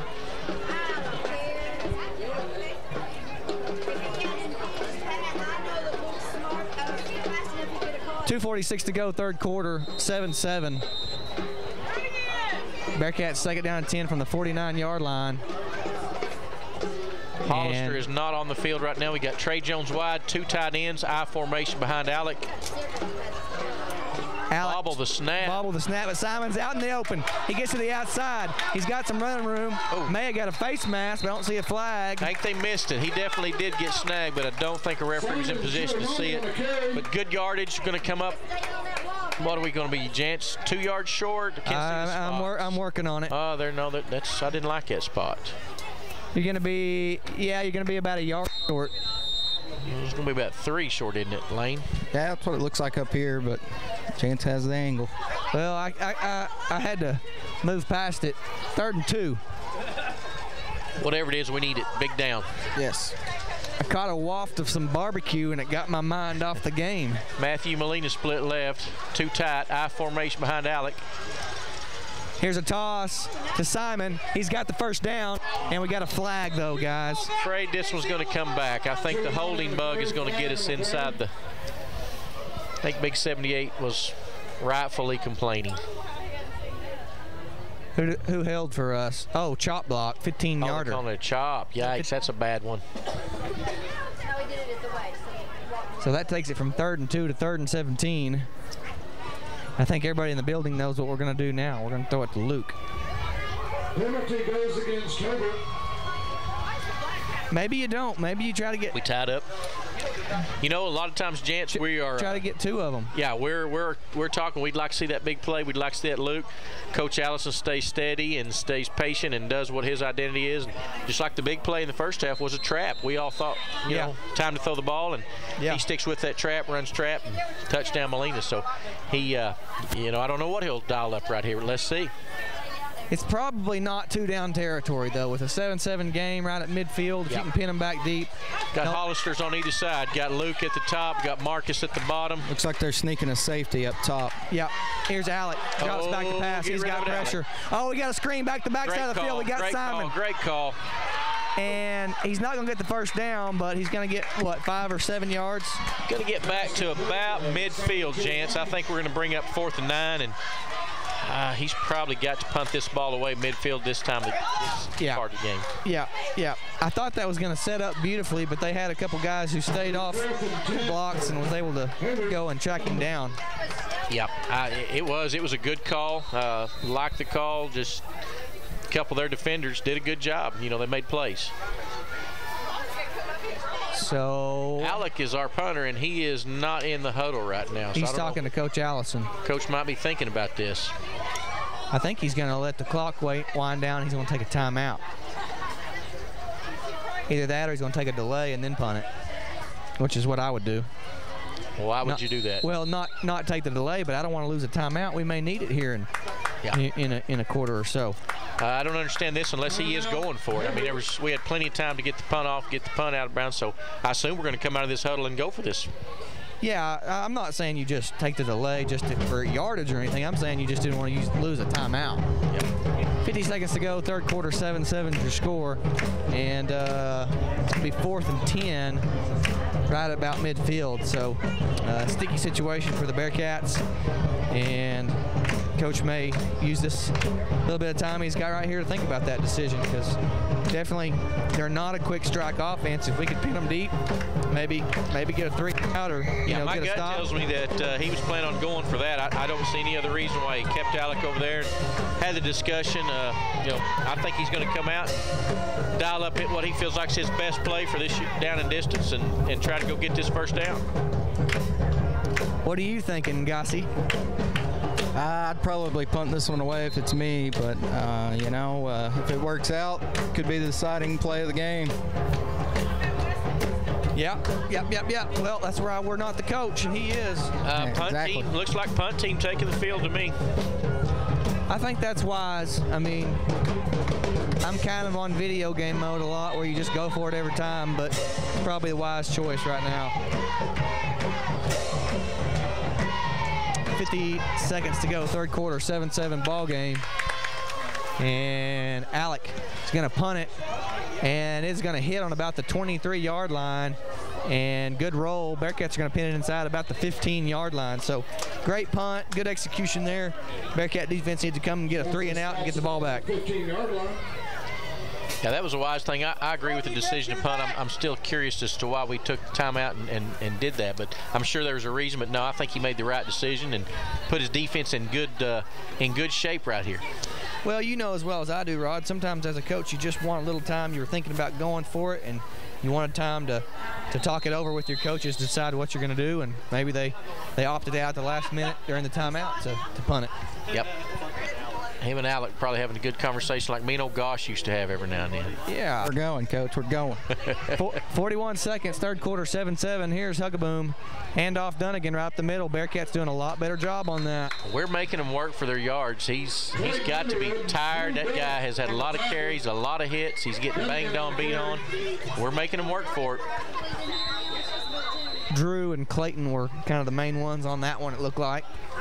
Both those guys had good nights down there. 51-61, been in a lot of piles, as has 35 Kane Duff. Those guys are, I like them. They all play hard, go hard, give you great effort, and that's what you want out of those guys. 15 seconds now, 10 seconds before the end of the 3rd. We're at 7. Hugaboom sends a man in motion. and he's going to hand it to Dunnigan, and Bearcats are all over it. Shoffley, Norman, and Molina, all of them in there on the pile. So that's the end of the third quarter. 7-7. Yep, 7-7 ball game. From what we've seen tonight with how big and physical their line is, I'd say the Bearcats have done a phenomenal tonight. Yes, there's going to be some guys that are going to want to sleep in the morning because they've worked hard out there in the trenches. We probably don't talk about those guys enough, but those offensive linemen, like you said earlier, Jance, need to mention them. Drew Duff is sophomore starting at center. He's got Rhett Duff, 9th grader, starting at guard beside him. This week it's Underwood, the other guard, and then we got Postis and Parker Holt at the tackles. Kane and Shoffley at the tight ends. And a lot of work takes place in that group down there, so those guys can run, throw, and catch behind them. So good job, line. Keep it up. Let's go score. I would say this is our best performance yet. Wouldn't you guys, of the first 3 games, win, lose, or draw, whatever happens, defensively especially? Yeah, defensively I'd say yes. You know, with the 3 turnovers and just the mismatch it looks like on paper, and just looking at the game between the offense and defensive lines. Yeah, after that first drive, I was really concerned, and then we got the turnover and just been able to fight the whole game, only giving up 7 points. That's pretty good. If we can get them to punt here, they're punting into the wind, and, you know, it's a pretty stiff wind. Flags moving pretty good. Possibility for us to get the ball back and get some good field position. We got to make a stand right here. 3rd down, 4 yards to go, maybe a long 3. Are they going to bring the big boy in? I can't tell. They did not. They've got 44 still in the backfield. They're tight end trips. Motion 21. And it's going to be a handoff to 44, and he got the first down. Got it. Yep. It's a stretch look that time. He just looked like Shoffley had a chance to get him in the backfield. It's big. 11:54 to go in the ball game. 7-7 is your score. And we've got a good one on our hands. Had good ones 2 weeks in a row now, guys. For sure. The guys that are not here, not seeing this ball game, you're missing a good one. So you need to get out here and watch these Bearcats. You can watch it on Facebook. If you're just listening on your radio, you can turn to Facebook 1420 KTJS and you can watch it on there. Trips to the left. Here's Huggaboom under center, and he's going to hand it to 44, and he's got all kinds of running room. Gain of about 13. Bearcats need like a scoop and score or something here, guys. Yeah, no doubt. Just, you know, we're kind of in this situation earlier, talked about turnover being our friend. They helped us out with the bad snap. Don't know if we'll see that formation again out of them, but, you know, I'd like to see. I hope we don't, because I don't like it when he gets the ball. No, no doubt. He's a load. 11:13 to go, 4th quarter, 7-7's your score. Ball's on the Hennessey 40-yard line. Here's Dunnigan around the left side, and Gamble missed the tackle, but somebody was right there behind him to get it for Hobart. Yeah, I couldn't. 2nd down and 7. We can live with that. We can live with 3 yards. That kid's tired. 44, if he breaks to the outside on that run, he's got a lot of room, and he's just, man, I don't like I said, a lot of carries under his belt tonight, a lot of hits. He's got to be tired. Yeah, Seabass is back in the game for them at running back. They're giving 44 a break. Sure enough, Tripp said here at the bottom. He's got tight end at the top, 3 wides here at the bottom, 33's in the backfield. It's going to be a little swing pass to number 4. Good job, Bearcats, but they don't wrap up, and he gets a lot more yards than he should have, guys. Yeah, we should have had a tackle made there about 5 yards before then. Stiff-armed us and made an extra, not enough for the first down, but he made an extra 4 or 5 after contact. 3rd and short. If we tackle him when we're supposed to, it brings up real favorable down and distance for us, but that extra effort got them into another short yardage situation. Yeah, 3rd and short with their offense is almost a given. If we see that quarterback run the ball, we've got to try to strip it because he does not hold on to the ball. I agree. 44's back in the ball game. Trips at the top, big tight end number 20 at the bottom, 44 deep. Sell out and stop 44. Fumbled snap, and he gets a first down and more. just right up the middle, guys. Just old smash mouth football. That's like they used to play it 25, 30 years ago. Just boom, boom, 3 yards, cloud of dust. 44 is going to take another break, and 33 is back in. Their offense doesn't change much with 33 in there as far as play selection. Just 44 is a little more physical. 1st and 10, ball at the Bearcat 45-yard line, 9:24 to go in the ball game. 7-7 is your score. Hennessey on the move. Bearcats need a stop, need a turnover, need something. Trips into the boundary right here, tied in at the top. Hugaboom. Handoff right up the middle. He's wanting to go down. He's not. Yeah, he doesn't run near like 44 does. He's not running near as hard. 44 is looking to hit the next guy. Yeah, that guy was just kind of diving and leaning. Yeah. 2nd down and 6. 8:50 to go. 7-7 score. Bearcats need something. We need a holding penalty. We need something to help us out here. Ball's on the 43-yard line. Here's Hugaboom, hands it off. Seabass, left side, and he spins forward for another couple yards. Is he a little short? Is he a little short, guys? He's well short. He's probably 2 or 3 yards short. So that bring up a big 3rd down and 3.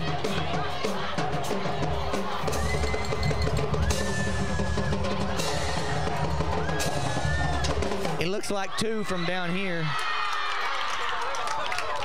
Bearcats know what's coming. You know you're going to get 44, a dose of him. And here he is, 20 blasts, and he's got lots of room. He may score, guys. It's up to Clay Funkhauser to try to tackle him, and he can't. Touchdown, Hennessey. You know, it's just so frustrating for everybody involved right here. It's frustrating for our players. It's frustrating for our coaches. There's no surprises what's fixing to come out of that. Just they're physically manhandling, and that kid is such a hard runner. The guys they're fighting their old butts off. They're doing everything they can to try and stop that, but just man, he's just a tough runner. I'm gonna try to get back here and see this. 13-7, Hennessey scores, going for the extra point. We almost blocked the last one. And that one is good. Close there. Got close again. 14-7, Bearcats trail, about 7:40 left, guys. We've got to go answer this. Yeah, that was a blow, you know. We had been stopping them pretty well all night, just however we could. And that last drive, it just kind of crumbled.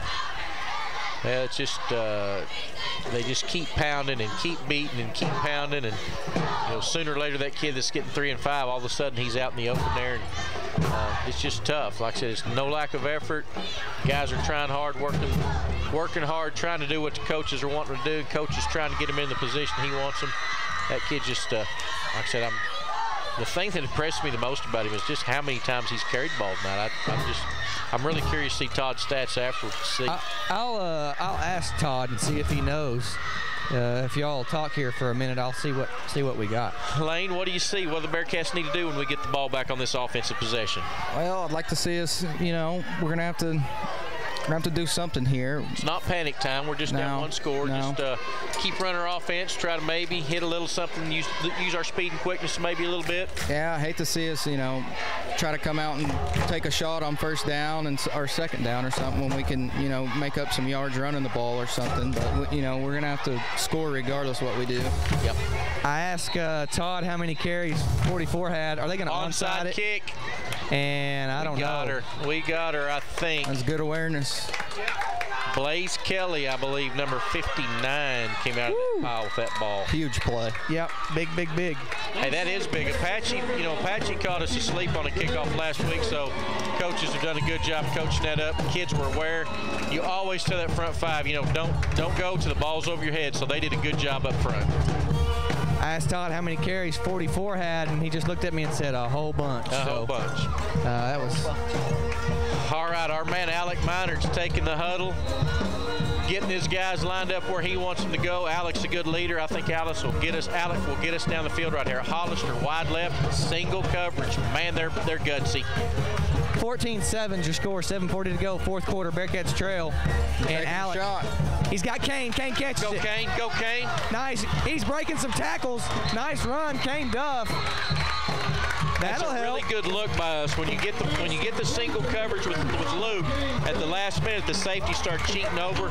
Worked out great. Good route. Good catch by Kane Duff. He's a big old boy when he catches it. I saw Kane at player dinner last night. I just don't realize how big he is, but he's a big guy when he catches. He's really broad. His shoulders are really broad. Yes.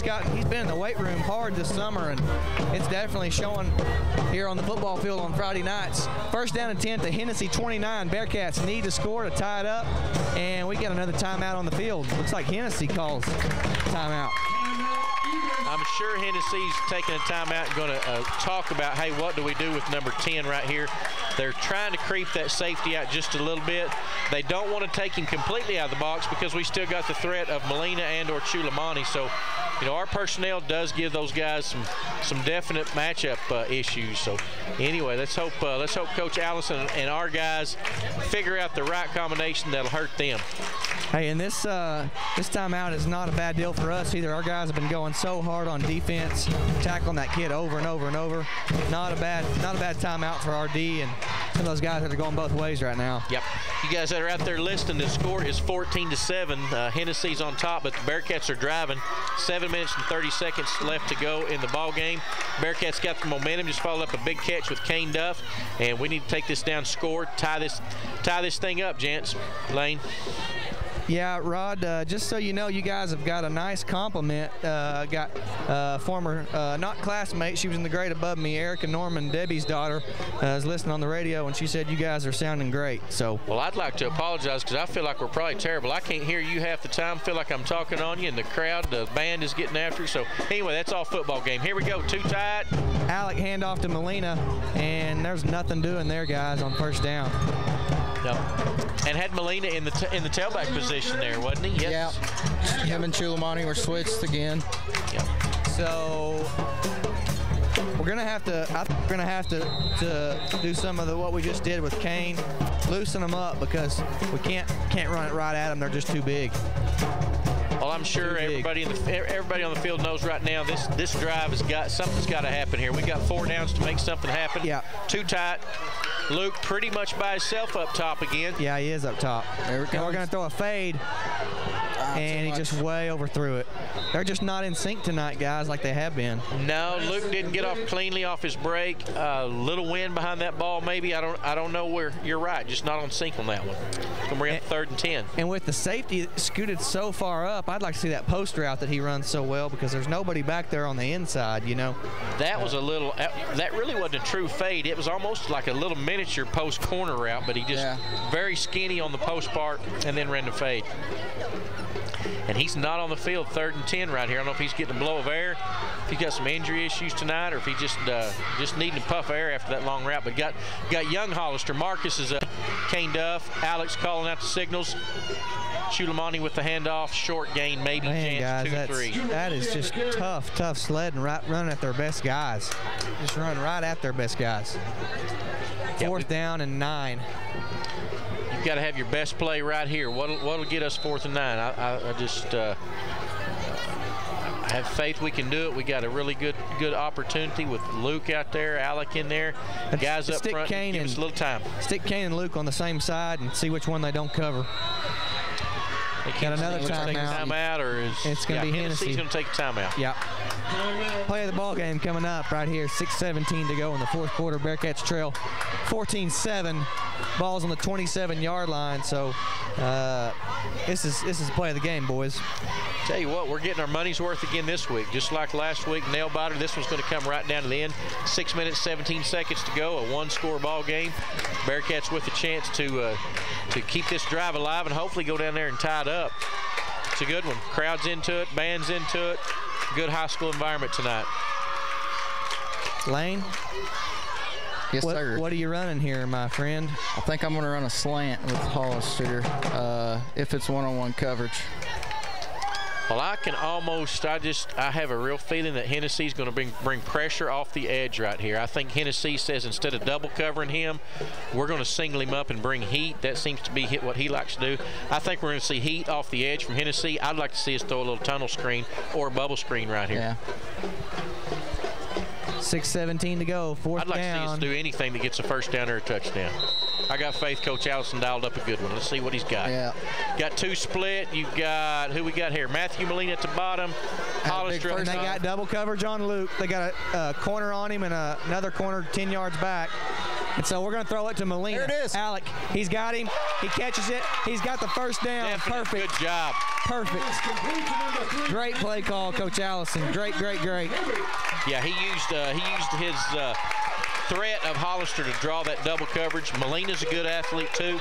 Good job, good play call, and good execution by Alec Minert, quarterback Alec Minert, and Matthew Molina. Great job. Minert stuck that one right on the numbers. Great route by Molina. Young Matthew Molina has had a heck of a ball game tonight too. He had the 2 turnovers in the first half and had a big catch in the first half and just had a huge catch right there to keep the game alive. He may be our Hobart Farm and Garden Player of the Week. He may be. He's a good one. I really like watching him play. Here's Alec. Oh, we got movement. Dadgum penalty bug's going to get us right there. 5:46 to go, fourth quarter. Hobart trails 14-7.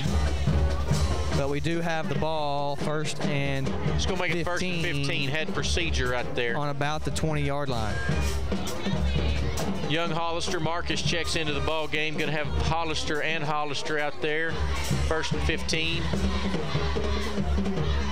Looks like just an old stack formation. Kane Duff tied into the top. Hollister split at the top off the line. I formation. Chulamani deep. Alec takes the snap. Heat coming. He does not see it. And down hard. The ball came out. Ball came out. The ball is literally under Alec's back right now. They came out with the ball. Did they call it a fumble, gents? They didn't call it a fumble, but it was. Not a fumble, but loss of a lot of yards. Not a lot of good play calls for second and 20 plus, and that's where we're going to be. Well, you got 3 times to go deep. 5:06 to go, 14-7. Got Trey Jones and Luke Hollister in a twins formation to the top. It's actually, yeah, it is twins. Kane is tied in. Snap the ball. They only got 1 guy out there. Oh, you're right, Lane. They did. Here it is, going deep to Luke. Oh, that'll be a rough. There we go. Yeah. Alec Minert got hit hard. We are going to get a penalty on the play. Interference, pass interference on Luke Hollister, and Alec took a big hit after the ball was well out of his hand. Trying to see what he's holding on to there. He's grimacing a little bit. Yeah, he's in pain. Yeah, he took a big hit. He's a tough kid. Looks like we have defensive pass interference. Once again, I've never seen a signal out of this bunch. Yeah. Nope. Ball is going to be on the 13-yard line. Should be a first down. Is that not automatic first down? They have changed the ruling on that, Boomer. I'm not certain how that goes. Spot foul anymore? Or is it just 10 yards? I think it's just 10 yards, and I do not think that's an automatic first anymore. Here we go, 2 tight ends. Shifley at the bottom, not automatic. Kane Duff at the top, Luke Hollister offset. Chulamani deep, going to get the toss from Alec Minert. Nothing going right there. Hennessey is coming in hard now. Yes, their front guys go hard. Who's number 20 for them? Because he's filled big time. Caden Rapp. Just a sophomore, and I agree with you, Boomer. He's been a tough guy filling the hole tonight. He's that big tight end on offense. Big guy. Bearcats 3rd and 7 from the 12-yard line. We're going to have Matthew Molina split the top. 2 tight ends. Definitely Duff. Definitely 4-down territory here. 4:15 to go in the ball game. Alec gonna throw to Kane. Good job to Kane. Kane's got the first down. Touchdown. And he's almost in. He's down at the 1-yard line. Go touchdown! Touchdown! Touchdown! They gave it to him. What a play call right catch there, and run. That's just an old, that's a goat route where your outside man's run the go. Kane runs the out. Kane has turned into a pretty good receiver. I tell you what, he seems very sure-handed, seems to be running good routes, and that was a big one right there. Okay, Bearcats on for the ever-important extra point. 13-14, Bearcats need this one to tie it up. We want this to be automatic. This needs to go through the uprights. Let's fight this one out. Bearcats in position, snaps back, hold is down. Perfect. Kick is good. Perfect. Tie ball game, Bearcat fans, 14-14. Exciting at Bearcat Stadium right here. 4 minutes, 4 seconds left. Bearcats switching the momentum. Bearcats showing a little grit, a little moxie. That was a big drive. Just, we talked earlier about facing adversity, what you learn about teams, what you learn about individual players going into district play. This team's got some grit. There's not a quitter out there in that bunch. It's been a great high school football game. The fans are packed here tonight, and Hobart has just hung in there. They're very outsized, very outmatched as far as the height, the weight, everything on the line, but they're fighting and scrapping and really trying hard to get a win here tonight. Yeah, that was a big-time drive right there. You guys hang on for a second. I'm going to talk to the referee here. Going to have a great 4 minutes going down the stretch here, Lane. I don't know. Hennessey, I'm sure, going to see nothing different. They'll stick to their game plan. I imagine we'll see a big dose of 44. They'll try to take it down our throats, and we got to find a way to make a stop on them.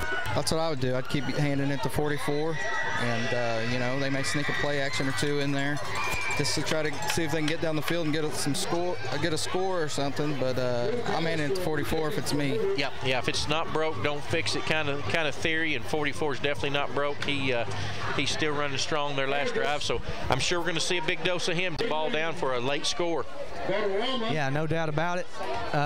We got to be sound in our tackling. We got to hit them at the knees and wrap up, rally to the ball, and send this thing into overtime. Seen the pooch kick earlier tonight. Looks like we're lined up right at 24. Going to pooch it. And it is. It's going to go to 4, and he's going to catch it right on the 30-yard line on a knee. So that's where Hennessey will take over, and Bearcats trot that defense out one more time.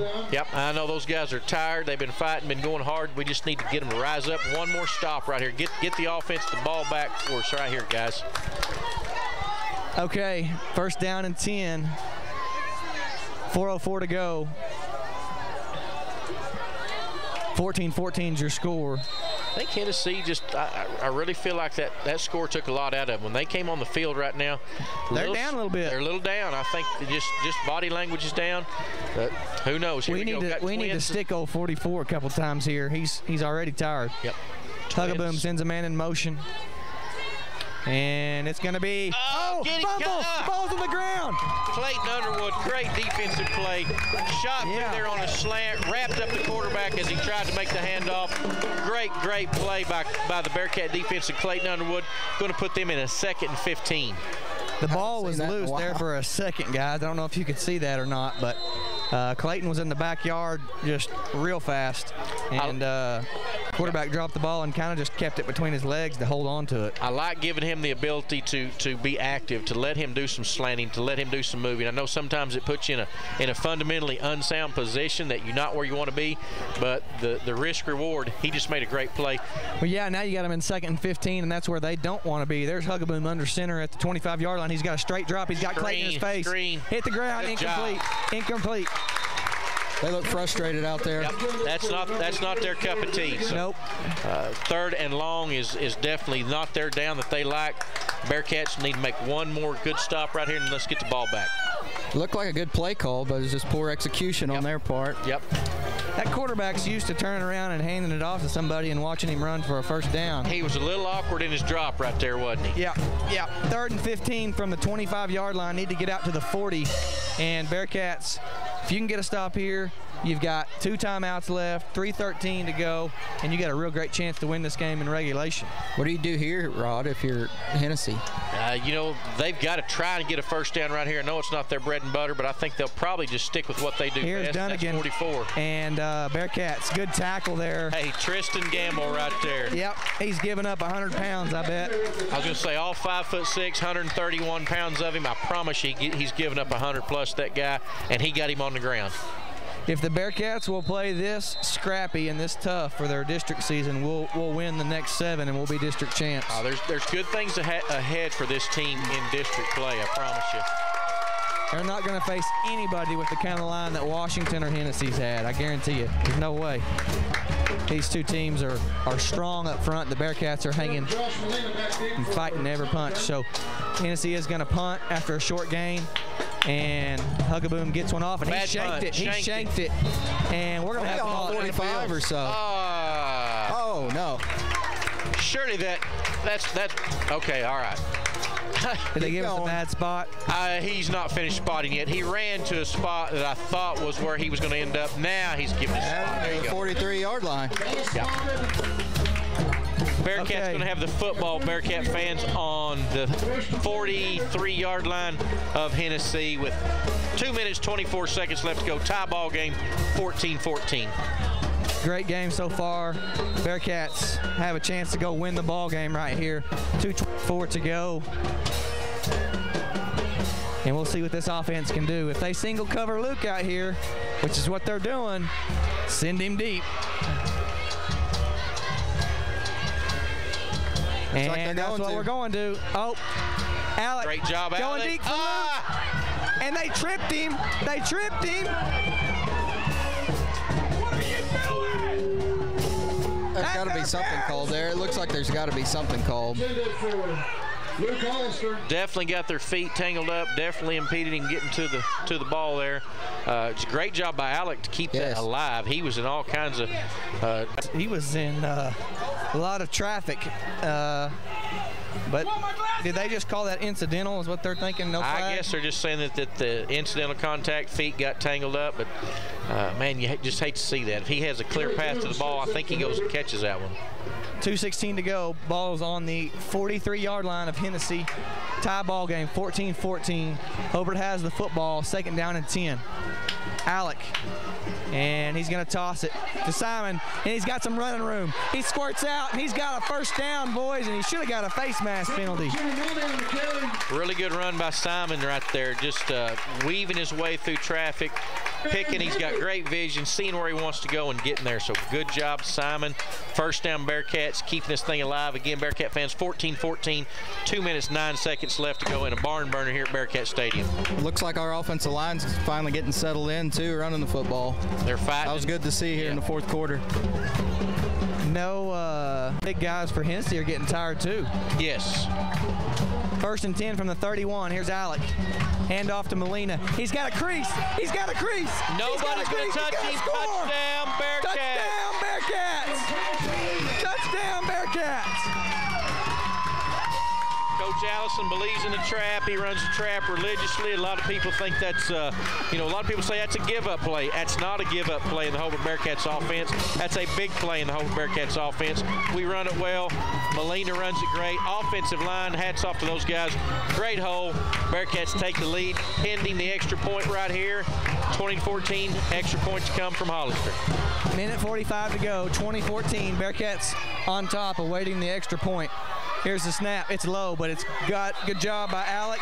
Good kick by Luke. Good. Bearcats up 21-14. This team is pumped up down here, guys.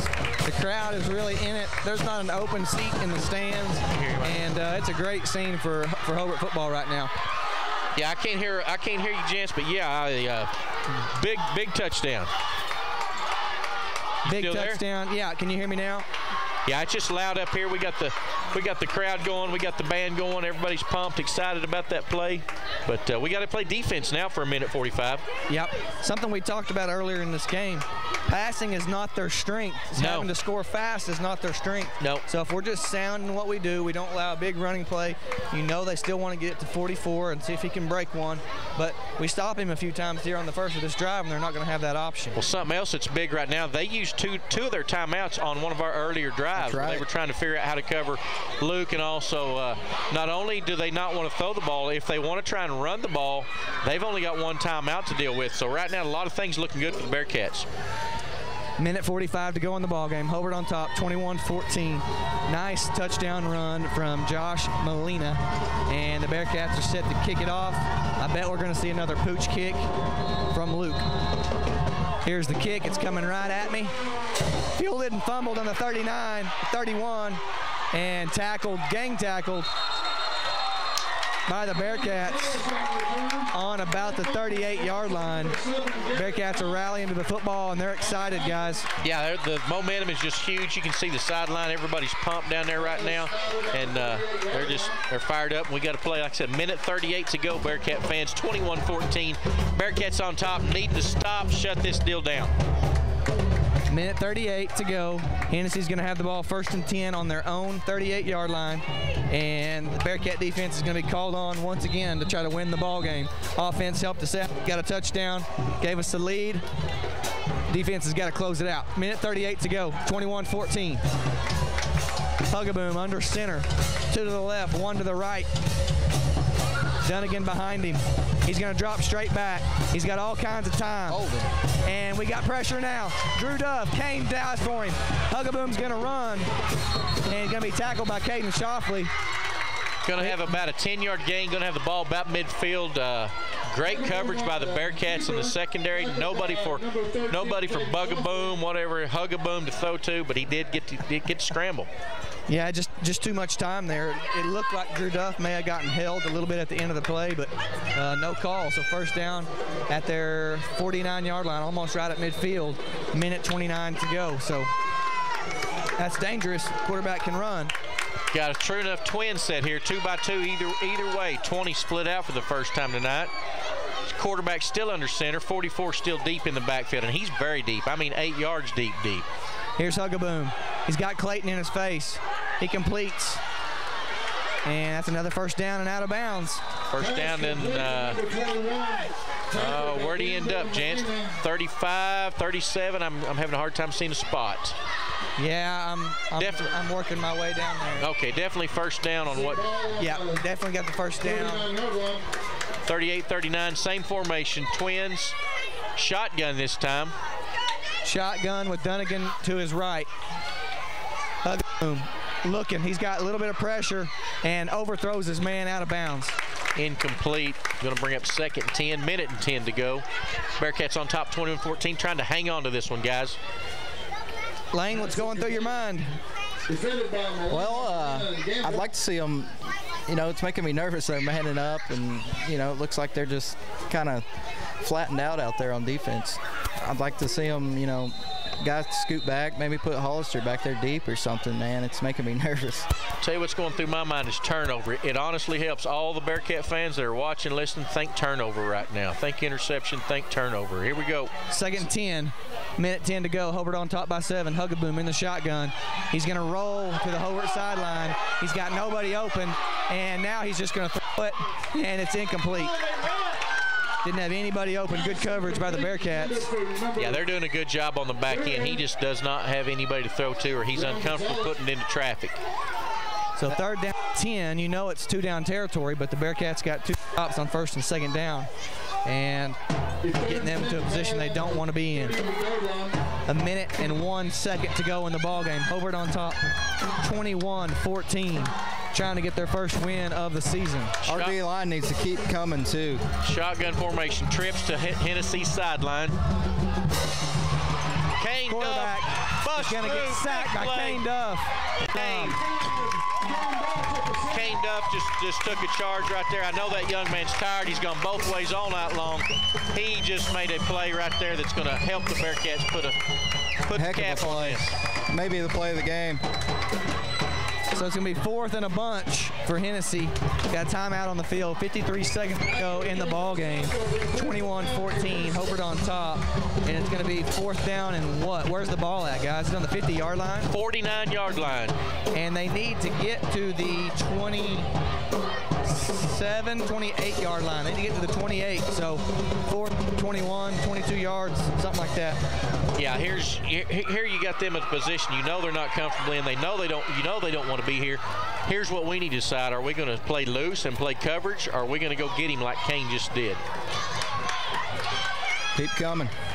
I like it. Keep coming. wrap up. This will be one of them, and I know we don't want Alec Minard on the field right here for injury purpose on offense, but I'd like to see Alec back deep, Luke back deep, just some double high safety just in case something gets there. But, hey, we're going to do it with what we've got out there, and right now they've got the twins formation. Shotgun, Dunnigan to the right. Bearcats got 3 up front in the box, and they're coming. And they're getting held. Lots of time for Dunnigan. He just lost one up, and Bearcats knock it down. Bearcats knock it down. We're going to win this ball game, guys. Victory formation. That's going to help a lot of things right there. I tell you what, when you're kind of having a rough start like we have 0-2, the junior high teams have had a little bit of rough start. I told John, my son that's coaching today, he's wanting to kick a can or something. I said, hey, winning cures everything, and this win's going to cure a lot of things tonight. Man, this has been just a gutsy game by the Bearcats. As big as they are, Hennessey had a lot going for them, and we just outfought them for this win tonight. Oh, if you'd just been a guy that didn't have a dog in the fight, just watching the first half of this ball game, the way they ran the ball, you would have thought second half this game is going to be over with. Hennessy's going to wear those guys down. They didn't wear us down. We fought. We got better. We're improving. We're young up front, and those guys got a lot of great experience tonight against a really good defensive and offensive line. Alec Minard takes it, victory position. Good old victory formation. We'll just need one more of those, I think, and that'll do it, boys. So this is going to be huge for momentum going into next week.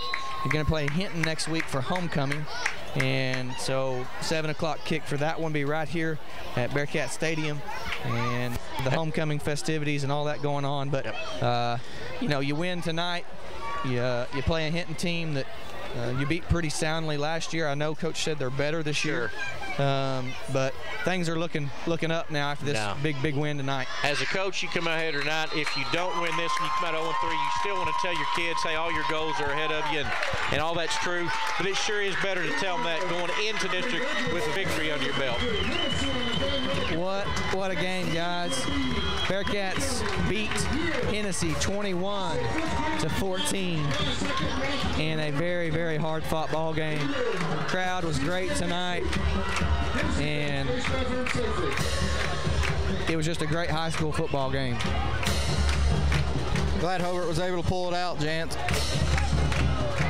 Yep, so the Bearcats will stay home for another 2 weeks in a row. We'll play Hinton and I believe Hollis the next 2 Friday nights.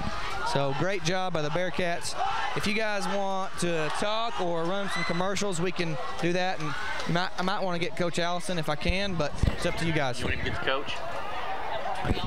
Just whatever you want to do on the field down there, Boom. If you can grab him right quick, you can grab him. He's probably going to be a little pumped, but he's always gracious to talk, win or lose. Do you talk to him before or after the Just go grab him if it's handy, and we'll talk to him right now, and then we'll wrap this thing up. If it's not handy, if he needs to talk to the players. Let's see if I can grab him real quick. Yep. That's good, too. You got a minute? All right, guys, I got Coach Allison here. What a game, Coach. How about that? That was awesome, man. That's one of those we've had a bunch of those the last 3 years, but that's one of those signature wins, just like Apache last year, like Stratford and Colgate 2 years ago. That's just one of those signature wins against a great 2A physical football team, man. We've been talking all night. That team, their line is huge, their line is good, and their line is physical.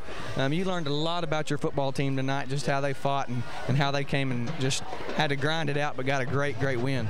Well, I think in the 3 games we've played, in the 2 games previous to this, our defense has shown spurts of playing really good at times. We just haven't done a good job offensively to be able to keep them in the game, you know what I'm saying? But tonight it kind of came together. Coach Sims did a great job this week in practice securing our run game. We still got to get better in pass protection, but Kane Duff came up big in the pass game. Alec really set in there, stepped up in the pocket, took some big shots and delivered the ball. Run game was good tonight. Just special teams awesome. How about kickoff return tonight? It was awesome. Great in all phases of the game. Go phases. Go yeah. Thanks. Awesome job, Coach Allison. Coaches, Bearcats get a win, and we go to 1-2 on the season, and we start district play with homecoming next week against Hinton. You have been listening to Bearcat football on 1420 KTJS. I'll throw it back to you guys. We're out of here, gents. It was good. How'd you like the sideline? I loved it. I loved it. It was awesome. All right. Well, good job, Bearcat fans. Bearcats on top, 21-14.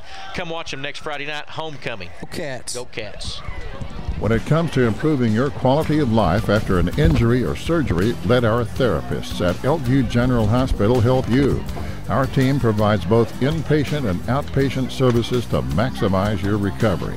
You can count on Elkview Hospital's providers to deliver high-quality treatment with the latest techniques and state-of-the-art equipment. We're located just east of Elkview General Hospital in the North Hill Clinic Building. Call them today at 726-2180.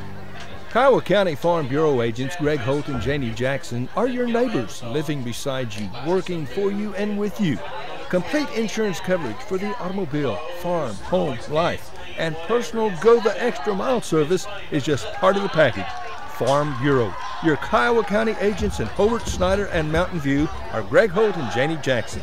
So for great service and great rates, see Greg or Janie at Kiowa County Farm Bureau offices in Hobart, Snyder, and Mountain View. Friends, you need to take care of your eyes. Have regular checkups. Make an appointment with Dr. Michael Geiger, Geiger Eye Care in Altus, and now there's a Geiger Eye Care in Frederick. Dr. Michael Geiger and Son, Seth and Bryce, well, they're good at what they do, so get your eyes checked. Geiger Eye Care, Altus and Frederick, proud to support Southwest Oklahoma youth in sports, in the classroom, in the showroom, whatever. Proud to be a Bearcat booster. That's Geiger Eye Care, Altus and Frederick, Mike, Seth, and Bryce Geiger, 580-482-1756. It takes a solid foundation to build a solid business, and nobody understands that better than Frazier Bank. In fact, we have been helping businesses for years, offering startup capital, money for equipment, or money to expand. Talk to one of our loan officers today and start building your business tomorrow. Frazier Bank, member FDIC, and an equal housing lender.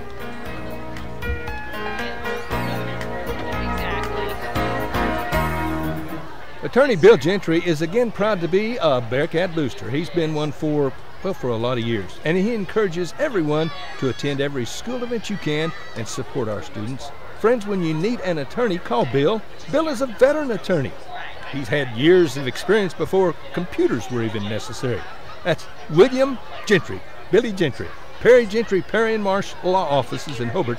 Go Bearcats and Lady Bearcat. Heller Construction does all kind of general construction. If you need a barn, you need to call Terry Heller, 580-383-1416. Terry Heller is proud of our youth, their sporting events, livestock shows, their academic